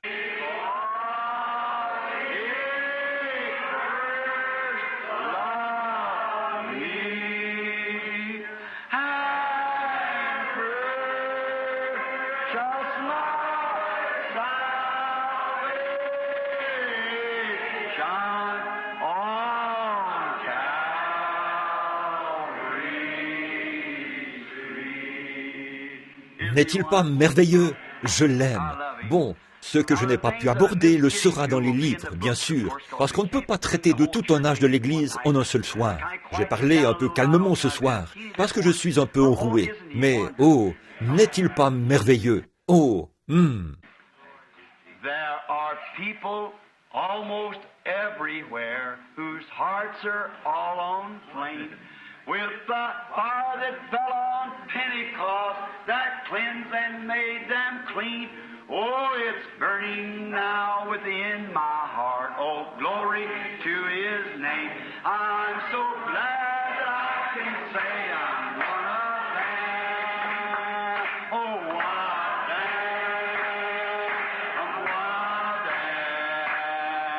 I'm so glad that I can say I'm one of them. Hallelujah, one of them. Oh, one of them. I'm so glad that I can say I'm one of them. Êtes-vous heureux? Je me souviens d'un soir où je revenais de Chattanooga. L'avion avait été cloué au sol, au Tennessee, là-bas à Memphis. On m'avait logé dans un grand et bel hôtel là-bas. Puis, on m'a appelé pour me dire, l'avion partira demain matin à 7 heures. J'ai pris des lettres pour aller les mettre dans la boîte aux lettres. Comme j'étais en chemin pour rentrer à la maison, j'avais répondu aux lettres de quelques-uns de mes amis. Alors que j'y allais, le Saint-Esprit a dit, continue à marcher. J'ai donc continué, et je suis arrivé dans le quartier des gens de couleur. Alors que j'étais là-bas, je me disais, oh, dis donc, c'est l'heure du départ de l'avion. Et le Saint-Esprit me disait sans cesse, continue de marcher. Exactement comme il l'a fait l'autre jour, là-bas, dans les bois, vous savez. Continue de marcher tout simplement. J'ai donc continué de marcher. Mon regard s'est porté là-bas, au loin, sur l'une de ces petites cabanes peintes où vivaient des gens de couleur pauvre, là-bas. Une mamie, le type même de tante Jemima, une chemise de garçon enroulée autour de la tête et appuyée contre la... comme ça. Et je marchais là, en chantant, je suis d'entre eux, je suis l'un d'entre eux. Je suis si heureux de dire, je suis l'un d'entre eux. Oh, alléluia. Que veux-tu, Seigneur? L'un d'entre eux. Je suis l'un d'entre eux. Croyez-vous qu'on peut être conduit par l'Esprit? Oui, bien sûr. Je suis si heureux de dire, je suis l'un d'entre eux. Il y a environ 14 ans de cela maintenant. Elle regardait par-dessus la clôture. J'étais à peu près, à un demi-pâté de maison d'elle. Et j'ai vu cette vieille dame de couleur qui me regardait fixement, vous savez. Eh bien, j'ai simplement continué. J'ai arrêté de chanter et j'ai continué à marcher. Je suis arrivé près d'elle. De très grosses larmes lui coulaient sur ses grosses joues rondes. Elle m'a regardé et a dit « Bonjour, pasteur !» Je me suis retourné et j'ai dit « Bonjour, tontine !» Et elle a dit, je me suis retourné, elle riait, elle avait un large sourire sur le visage. J'ai dit, comment avez-vous su que j'étais un pasteur? Dans le Sud, vous savez, un prédicateur est un pasteur. J'ai dit, comment avez-vous su que j'étais un pasteur? Elle a dit, je savais que vous viendriez. Et j'ai dit, comment le savez-vous? Me connaissez-vous? Elle a dit, non monsieur. Et elle a dit, je savais que vous viendriez. Elle a dit, avez-vous déjà entendu l'histoire de la femme sunamite? J'ai dit, oui, en effet. Et elle a dit, eh bien, a-t-elle dit, je suis ce genre de femme-là. Elle a dit, le Seigneur m'a donné un enfant, et je lui ai dit à elle, lui ai dit à lui que je l'élèverais. Elle a dit, je suis une femme pauvre, je fais des lessives et je travaille pour les Blancs pour gagner de quoi vivre. Elle a dit, et il m'a dit qu'il me donnerait un enfant, et je lui ai dit que je l'élèverais. Elle a dit, je l'ai élevé du mieux que je pouvais, mais, a-t-elle dit, pasteur, il s'est mis à avoir de mauvaises fréquentations. Il a attrapé une maladie et nous n'en savions rien. Elle a dit, cela a atteint un stade avancé. Il se meurt sur le lit, là, à l'intérieur. Elle a dit, ça fait maintenant 2 jours qu'il est inconscient. Elle a dit, le médecin est venu et a dit, cela a attaqué son cœur et ainsi de suite. Son sang est déjà contaminé et cela a causé tant de dégâts que tout ce qu'on lui donne ne peut plus l'aider à ce stade. Elle a dit, il se meurt. Et elle a ajouté, je ne peux tout simplement pas supporter de le voir mourir pécheur. Elle a dit, j'ai prié encore et encore, a-t-elle dit. J'ai prié toute la nuit. Elle a dit, il est inconscient, il n'est au courant de rien. Elle a dit, il est dans cet état depuis 2 jours. Elle a dit, j'ai prié, j'ai dit, Seigneur, c'est toi qui m'as donné cet enfant, a-t-elle dit, comme tu l'as fait pour la femme sunamite. J'ai dit, où est ton Élie? Où est? J'ai dit, eh bien, où puis-je trouver le secours? Et elle a dit, je me suis endormie sur mes genoux. Elle a dit, le Seigneur m'a parlé dans mon songe, a-t-elle dit. Sors et tiens-toi près du portail. Il y a un homme qui va descendre la rue, coiffé d'un petit chapeau brun clair et vêtu d'un complet foncé. Il a dit, il va te parler. Elle a dit, je me tiens ici depuis avant le lever du jour. Et son dos était trempé de rosée. Elle a dit, et je vous ai vu venir avec ce chapeau brun clair, a-t-elle ajouté. Mais vous étiez censé transporter une petite mallette. J'ai dit, je l'ai laissée à l'hôtel, voyez. Et j'ai dit, votre garçon est malade? Elle a dit, il se meurt. J'ai dit, je m'appelle Branham. J'ai dit, me connaissez-vous? Elle a dit, non monsieur, pasteur Branham. Je n'ai jamais entendu parler de vous. J'ai dit, je prie pour les malades. Ce n'est pas cela qui l'intéressait. Elle ne voulait pas que son fils meure pécheur. Je suis entré. Ils avaient là un vieux portail auquel était fixée une pointe de charrue pour le ramener. Peut-être que beaucoup d'entre vous, les gens du Nord, ne savent pas ce que c'est. Mais ça permet de maintenir le portail fermé. Et je suis entré dans la maison, une vieille petite cabane de 2 pièces. Ça ressemblait à ce qu'on appelle une petite maison de fusil de chasse. Et là, il y a une pièce ici qui sert à la fois de salon et de chambre à coucher. Et là, au fond, c'est la cuisine. Quand je suis entré, c'était une charmante petite maison blanchie à la chaux, avec des murs décapés de chaque côté et des bardeaux. Et donc, non, je crois qu'elle avait du papier goudronné sur le toit. Je me souviens d'avoir vu de grosses bulles, comme de la rosée là-dessus. Puis, quand je suis entré, il y avait un écriteau suspendu sur la porte qui disait « Que Dieu bénisse notre foyer ». Juste ici dans le coin, il y avait un vieux lit par ici et un autre par là. Là était étendu un grand gaillard, pas de tapis sur le sol, un très grand garçon. Ce très beau jeune homme était là. Je pense qu'il pesait entre 75 et 80 kilos et mesurait presque 1,80 m. Et il tenait la couverture dans sa main et faisait Et elle a dit, le bébé de maman. Je me suis dit, le bébé de maman. Et pourtant, il avait une maladie vénérienne, la syphilis, et il se mourait. Puis, elle l'a embrassé sur le front, elle a tapoté comme ceci, en disant, le bébé de maman. Eh bien, j'ai eu le cœur gros. Je me suis dit, oui, peu importe combien tu t'es enfoncé dans le péché, tu restes toujours son bébé. Puis je me suis dit, vous voyez, peu importe combien il était mal en point, il restait toujours le bébé de maman.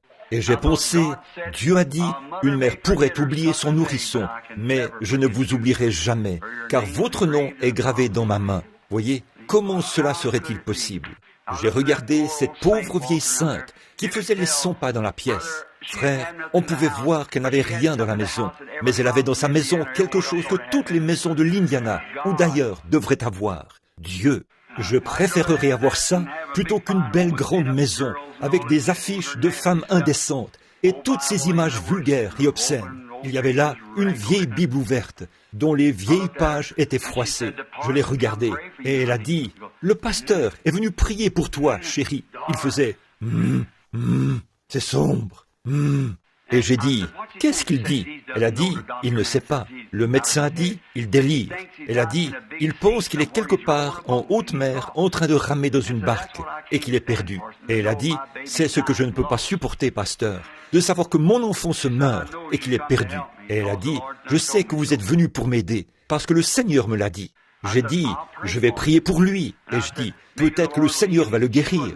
Ce n'est pas cela qui l'intéressait. Tout ce qu'il voulait, c'était qu'il se lève et dise qu'il était sauvé. C'est tout, pourvu qu'il soit sauvé. Qu'importe, de toute façon, il devrait partir un jour ou l'autre, pourvu qu'il soit sauvé. Oh, si seulement nous pouvions avoir cette attitude, cette demeure éternelle là-bas. Elle savait qu'elle y vivrait de nouveau avec lui à ce moment-là. Elle a dit, si seulement je pouvais l'entendre dire qu'il est sauvé. J'ai dit, agenouillons-nous. Et elle s'est agenouillée. J'ai saisi les pieds de ce garçon. Ils étaient vraiment froids et collants. Et je ne pouvais pas les mettre sous la couverture, sous cette petite couverture mince dont elle l'avait couvert là, et qui ne couvrait que sa poitrine, vous savez. Donc elle tirait cela vers lui comme ça, pensant qu'il était dans une barque. Il tenait cela, pensant qu'il ramait. Il disait sans cesse, c'est si sombre. C'est si sombre. Alors, elle essayait de lui parler. Il continuait de dire, il fait sombre et froid, et continuait de ramer. Alors je l'ai regardé un peu, et elle s'est agenouillée là, et je lui ai dit, Tontine, voudriez-vous nous conduire dans la prière? Elle a dit, oui monsieur. Il n'y avait qu'elle, moi le garçon et le Saint-Esprit dans la pièce. C'était tout. Cette vieille sainte a prié. Oh, quand elle lui parlait, on voyait bien qu'elle lui avait parlé auparavant. Oui, monsieur. Elle savait à qui elle parlait. Elle a dit, « Seigneur, je ne sais pas ce que tu vas faire, a-t-elle dit, mais tout se passe comme tu l'as dit. » Oh là là! Oh, je suis si heureux qu'il soit toujours le même Jésus qu'il était avec ses saints autrefois. Il est toujours le même Jésus aujourd'hui. Et je ne lui ai jamais demandé de quelle religion elle était, si elle était baptiste, pentecôtiste ou autre chose. Ce n'était pas de mes affaires. Je suivais simplement le Saint-Esprit, et elle faisait la même chose. Nous voulions voir ce qu'il allait faire. Ainsi, nous nous sommes agenouillés, et elle a commencé à prier. Quand elle a fini de prier, elle s'est levée, elle l'a embrassé sur la tête, et a dit, « Oh Dieu, bénis mon bébé. » Et elle a dit, « Maintenant, voulez-vous prier, pasteur ?» J'ai dit, « Oui, madame. » Et à ce moment-là, il était environ 8h30, peut-être 9h moins le quart, et j'étais à 3 kilomètres de l'hôtel, et l'avion était censé décoller à 7h. Je ne savais pas comment je m'en sortirais. J'ai donc posé mes mains sur ses pieds, et j'ai dit, « Père Céleste, je ne comprends pas ceci. Et toi, j'étais censé prendre un avion il y a un moment, il y a presque 1h30. Tu ne cessais de dire, « Marche, et voici la seule chose que j'ai trouvée jusqu'ici. » Et elle a dit qu'elle m'a vu venir. Si c'était toi, Seigneur, alors je ne sais pas quoi faire d'autre que de poser mes mains sur ce garçon. Il a dit, « Oh, maman, a-t-il dit, la pièce est en train de s'éclairer maintenant. » Et environ 5 minutes plus tard, il était assis au bord du lit, les bras autour de sa mère. Je me suis éclipsé. Je suis allé en vitesse prendre un taxi pour aller en vitesse prendre ma valise à l'hôtel. Je me disais que j'irais attendre sur place. Peut-être qu'il fallait attendre un jour ou deux à cette époque-là.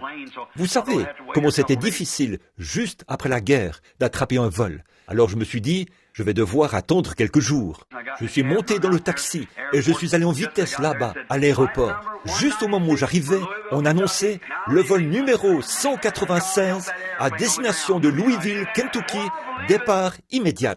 Dieu a ainsi cloué cet avion au sol pour moi. Oh, je crois cela. Environ 2 ans plus tard, j'étais dans un train. J'allais en Arizona, chez Frère Charit, pour une série de réunions. Alors, il fallait que je passe prendre le Frère Moore et les autres. Donc, quand je suis arrivé là-bas, je me suis arrêté là, à Memphis. Et le train s'est arrêté. Vous savez tous comment il s'arrête en direction de l'ouest, comme ceci, puis fait marche arrière, emprunte la plaque tournante et change de rail. À bord du train, les sandwichs coûtaient environ 60 cents l'unité, et je pouvais en acheter à 10 ou 15 cents ailleurs, vous savez. Et j'ai simplement attendu que le train s'arrête pour m'acheter des sandwichs. J'avais l'intention de m'offrir tout un sac rempli de hamburgers, et avoir un vrai jubilé en allant là-bas. Alors, je suis descendu du train et je suis allé en vitesse chercher un kiosque à hamburgers.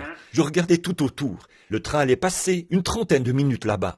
Et donc, j'étais sur le point de m'offrir des hamburgers quand j'ai entendu quelqu'un dire « Bonjour, pasteur !» J'ai regardé autour de moi et quelqu'un coiffé d'une petite casquette rouge était là, à cligner des yeux. Vous savez, il a dit « Vous ne me reconnaissez pas, n'est-ce pas ?» Je ne crois pas, fiston. Il s'est approché et a dit « Regardez-moi bien !» Et j'ai dit « Oui ?» J'ai dit « Je ne pense pas que je vous connais. » Il a dit « Moi, je vous connais. » Il a dit « Vous êtes le pasteur Branham. » Et j'ai dit « Oui, c'est exact. » J'ai dit « Avez-vous déjà cité à une de mes réunions ?» Il a dit « Non, monsieur. » Il a dit « Vous vous souvenez de ce matin-là où vous êtes venu chez nous et ma mère vous a... » Oh, j'ai dit « Ce n'est pas vous ?» Il a dit « Oui, c'est bien moi. Oui, c'est bien moi. » Il a dit « Pasteur, a-t-il dit, je suis complètement guéri et en bonne santé. Et en plus de ça, je suis chrétien maintenant. Loué soit le Seigneur. Oh !»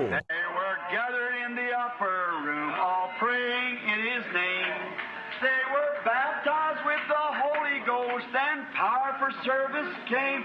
Now, what he did for them that day, he'll do for you. Aren't you glad? I'm so glad that I can say I'm one of them. One of them. One of them. I'm so glad that I can say one of them. Hallelujah. One of them. I'm one of them.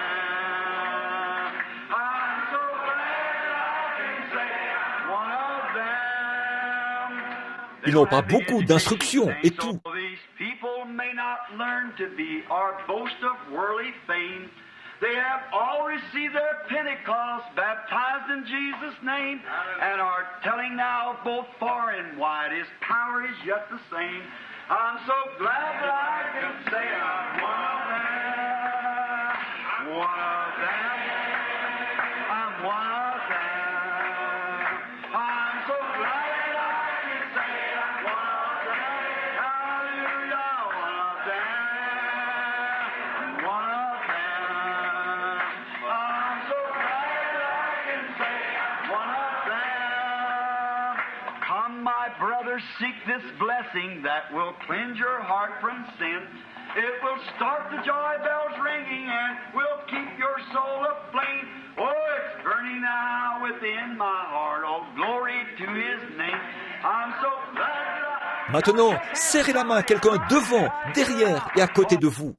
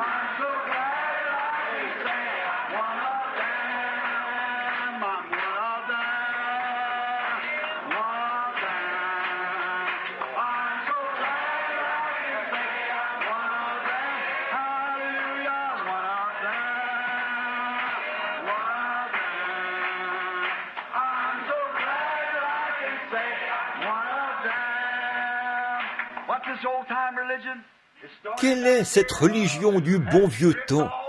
Elle a commencé là-bas et tout au long, elle a ruisselé avec le sang de Jésus-Christ. Oh là là! Oh, combien je suis heureux pour l'Évangile! Oh, oh oui, monsieur!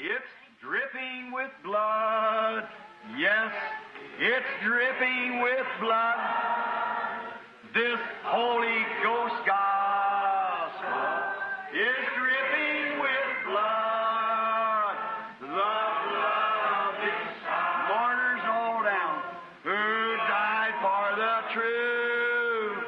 This Holy Ghost gospel is dripping with blood. Eh bien, de quel genre d'évangile s'agit-il? Comme celui qui a commencé à la Pentecôte, voyez? To die for this Holy Ghost plan was John the Baptist. Vous voyez, il l'avait reçu depuis le sein de sa mère, vous savez.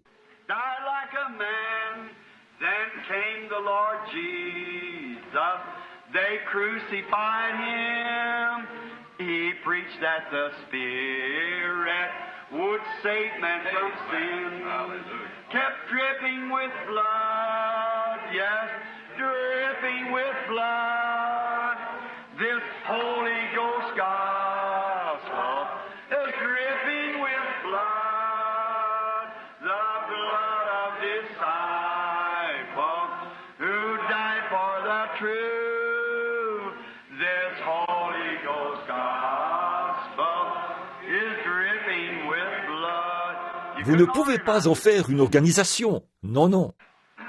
There's Peter and Paul and John the Divine. They gave up their lives so this gospel could shine. They mingled their blood with the prophets of old, so the true word of God could honest be told. Kept dripping with blood, yes, dripping with blood. This Holy Ghost gospel is dripping with blood, the blood of disciples who died for the truth. This Holy Ghost gospel kept dripping with blood. There was souls under the altar crying, how long for the Lord to punish those who've done wrong? But there's going to be more who'll give their life's blood for this Holy Ghost gospel, and its crimson flood keeps dripping with blood. Yes, it's dripping with blood. This Holy Ghost gospel is dripping with blood, the blood of disciples who died for the truth. This Holy Ghost gospel is dripping with blood.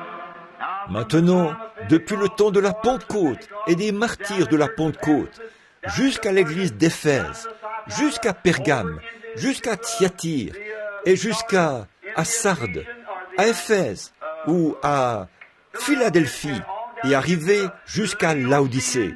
Et maintenant, qu'est-ce que s'est passé ici? Comme la Bible l'a dit, tout s'enchaînera et la bête s'élèvera aux États-Unis. Vous souvenez-vous de la vision qui avait été lue ici en 1933? L'église n'était même pas encore construite. Je ne savais pas ce qu'était une vision.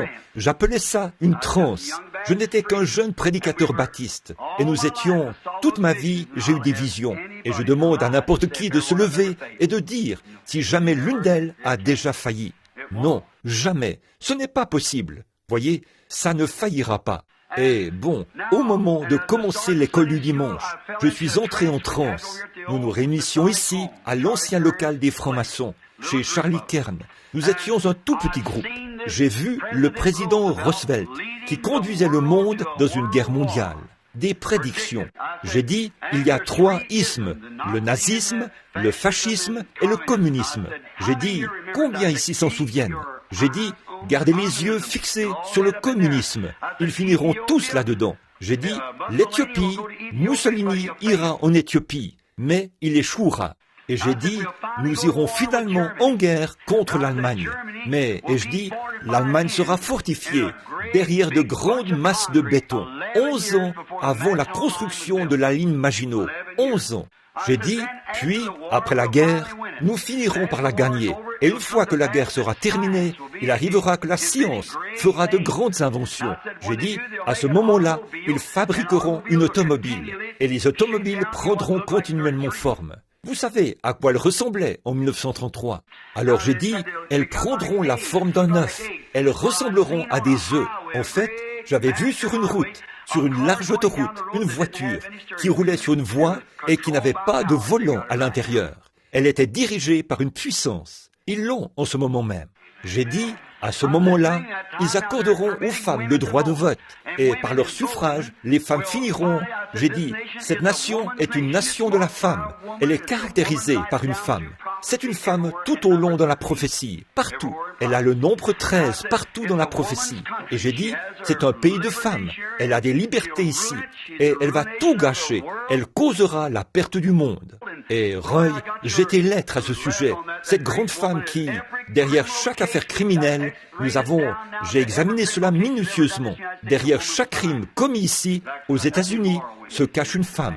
C'est tout à fait vrai. Il s'agit bien des femmes immorales, voyez-vous, et tout. Alors, j'ai donc dit, il arrivera qu'en ce temps-là, quand on accordera aux femmes le droit de vote, elles éliront la mauvaise personne. C'est ce qu'elles ont fait lors de cette dernière élection. C'est vrai. Ce sera le fondement de ce bastion. À ce moment-là, il arrivera qu'une femme imposante se lève aux États-Unis, qu'elle sera magnifiquement vêtue. Et j'ai mis entre parenthèses, peut-être l'Église catholique. Voyez, elle prendra le contrôle du pouvoir et dominera sur tout le monde aux États-Unis. Elle sera belle à voir, mais elle sera cruelle au possible. J'ai dit, puis j'ai regardé de nouveau et j'ai vu les États-Unis mis en pièces par une explosion. Il n'en restait plus rien. J'avais prédit cela en ce temps-là. Or ça, c'était ainsi dit le Seigneur. Pensez-y, 5 de ces 7 prédictions sont déjà accomplies. L'Église aura l'emprise, l'Église catholique, et la fin du temps viendra. Et j'ai dit, j'ai vu comme des souches qui brûlaient. des rochers explosaient, et les États-Unis tout entiers ressemblaient à un terrain nu, comme ça, aussi loin que je pouvais voir de l'endroit où j'étais. Et j'ai dit, je prédis, au rythme où vont les choses, que cela aura lieu entre cette année 1933 et 1977. Pour ce faire, il va falloir que les choses aillent très rapidement. Et nous sommes assis sur un baril de poudre, mes amis. Tout est prêt. Oh, mais notre précieux Père Céleste, il a fait la promesse. Il a fait la promesse. N'est-ce pas merveilleux d'être un serviteur de Christ? Toutes les choses qu'il a promises. Et pensez-y, nous sommes privilégiés. Il vit ici même. Lui qui est avec nous maintenant même. Il connaît tous les secrets de chaque cœur. Il sait tout à votre sujet. Les flammes de feu traversent notre cœur. Il sait tout à notre sujet. Il nous aime. N'êtes-vous pas heureux ce soir de faire partie de ce petit groupe minoritaire qui garde la foi? En effet, voici son commandement. Ne crains point, petit troupeau. Votre Père a trouvé bon de vous donner le royaume.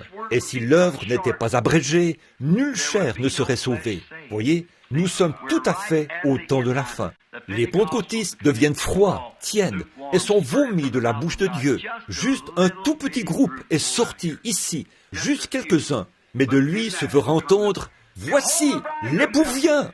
Et à ce moment-là, chacune de ces veilles, chaque veille de ces veilles, souvenez-vous, il y a en tout 7 veilles, et nous sommes dans 7 dernières veilles. Mais chacune de ces vierges, depuis le début jusqu'ici, s'est levée. Amen. Oh, qu'était-ce? Le même Saint-Esprit. Alors, quand l'Église est partie, comme nous l'avons vu dimanche soir, Joseph, pour se faire connaître à Israël, ses frères, a renvoyé son épouse, tout le monde, il les a renvoyés au palais. Il est resté seul avec les Juifs et il a dit, « Je suis Joseph, votre frère. » Appliquez cela à l'Écriture où il est dit qu'il publierait un jour de deuil et que chaque maison sera dans le deuil séparément. Ils ont dit, « D'où te viennent ces cicatrices ?» Il a dit, « Aux mains de... » Que tu as aux mains, il a dit, de la maison de mes amis. Ceux qui l'ont percé le verront. Il se tient là, ce Joseph. Il a dit, comme Joseph a dit, ne soyez pas fâchés, car c'est pour vous sauver la vie que Dieu l'a fait. Quoi? La vie de l'Église, les gens des nations. À cause de son nom, il s'est choisi un peuple parmi les gens des nations. Oh, nous sommes à la fin, mes frères. Nous y sommes. Béni soit le nom du Seigneur. Chantons tous ensemble ce bon vieux cantique, comme des frères et sœurs pentecôtistes. Maintenant vous dites, eh bien, je suis baptiste, mais si vous avez la bénédiction de Pentecôte, vous êtes pentecôtiste. Ah oui, très bien, très bien.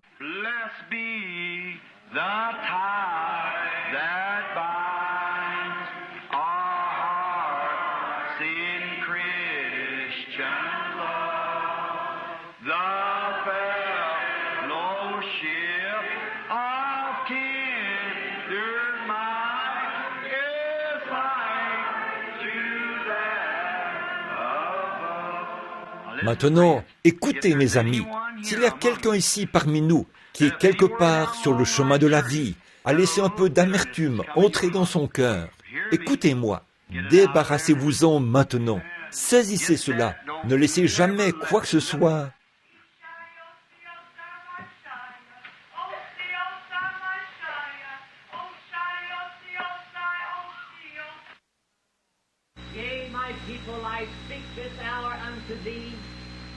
As my prophet has stood in the midst of thee and has declared my holy word, I speak unto thee even now by my spirit, saith the Almighty God. For I say unto thee, my people that out in this world tonight, yea, I have spoken days gone by concerning these things, even this very hour their great plans being made, yea, that shall bring the hour of destruction upon this fair land. Yea, even in this world tonight there are spiritual forces being gathered together that shall come against thee, my people. But I say unto thee, be thou not discouraged in that day nor hour. For I say that I am the great Almighty God. Yea, even as I took my children from the land of bondage, yea, even as I brought them into the wilderness, into the promised land, even so shall I take thee home with me. And I say unto thee, my people, be thou not discouraged, but put thy trust in the Almighty God. For I say that I have loved thee with my great love, and I have called thee out of the world of sin, that thou might be my chosen people, and that in thee I might manifest my power. tonight unto thee, that thou might be encouraged, says the Lord. Amen.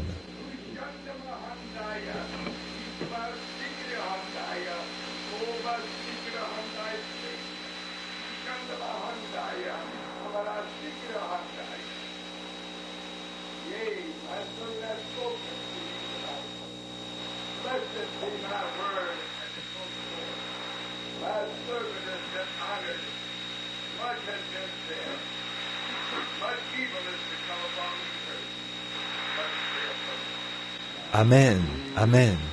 Seigneur Jésus, nous te remercions pour ces messages.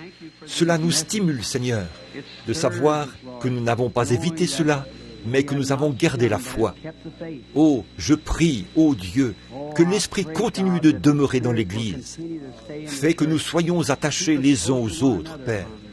Garde-nous près de toi et marche parmi nous, ô Seigneur, dans ce dernier âge du chandelier où nous vivons. Sois notre lumière, brille sur nous, ô Seigneur, en ce grand temps de ténèbres, car nous sommes conscients que le chandelier et les étoiles montrent qu'il y a des ténèbres. Ô Seigneur, nous sommes heureux d'être des enfants de lumière, qui marchent dans la lumière de Dieu. Nous ne sommes pas attachés à la terre et aux choses de la terre, mais nous sommes tes enfants. Combien nous te remercions pour ces choses. Nous te remercions d'avoir envoyé ces messages comme une confirmation de ta parole. Puisses-tu toujours être honoré parmi nous, Père. Puisses-tu nous préserver de toute amertume de la terre.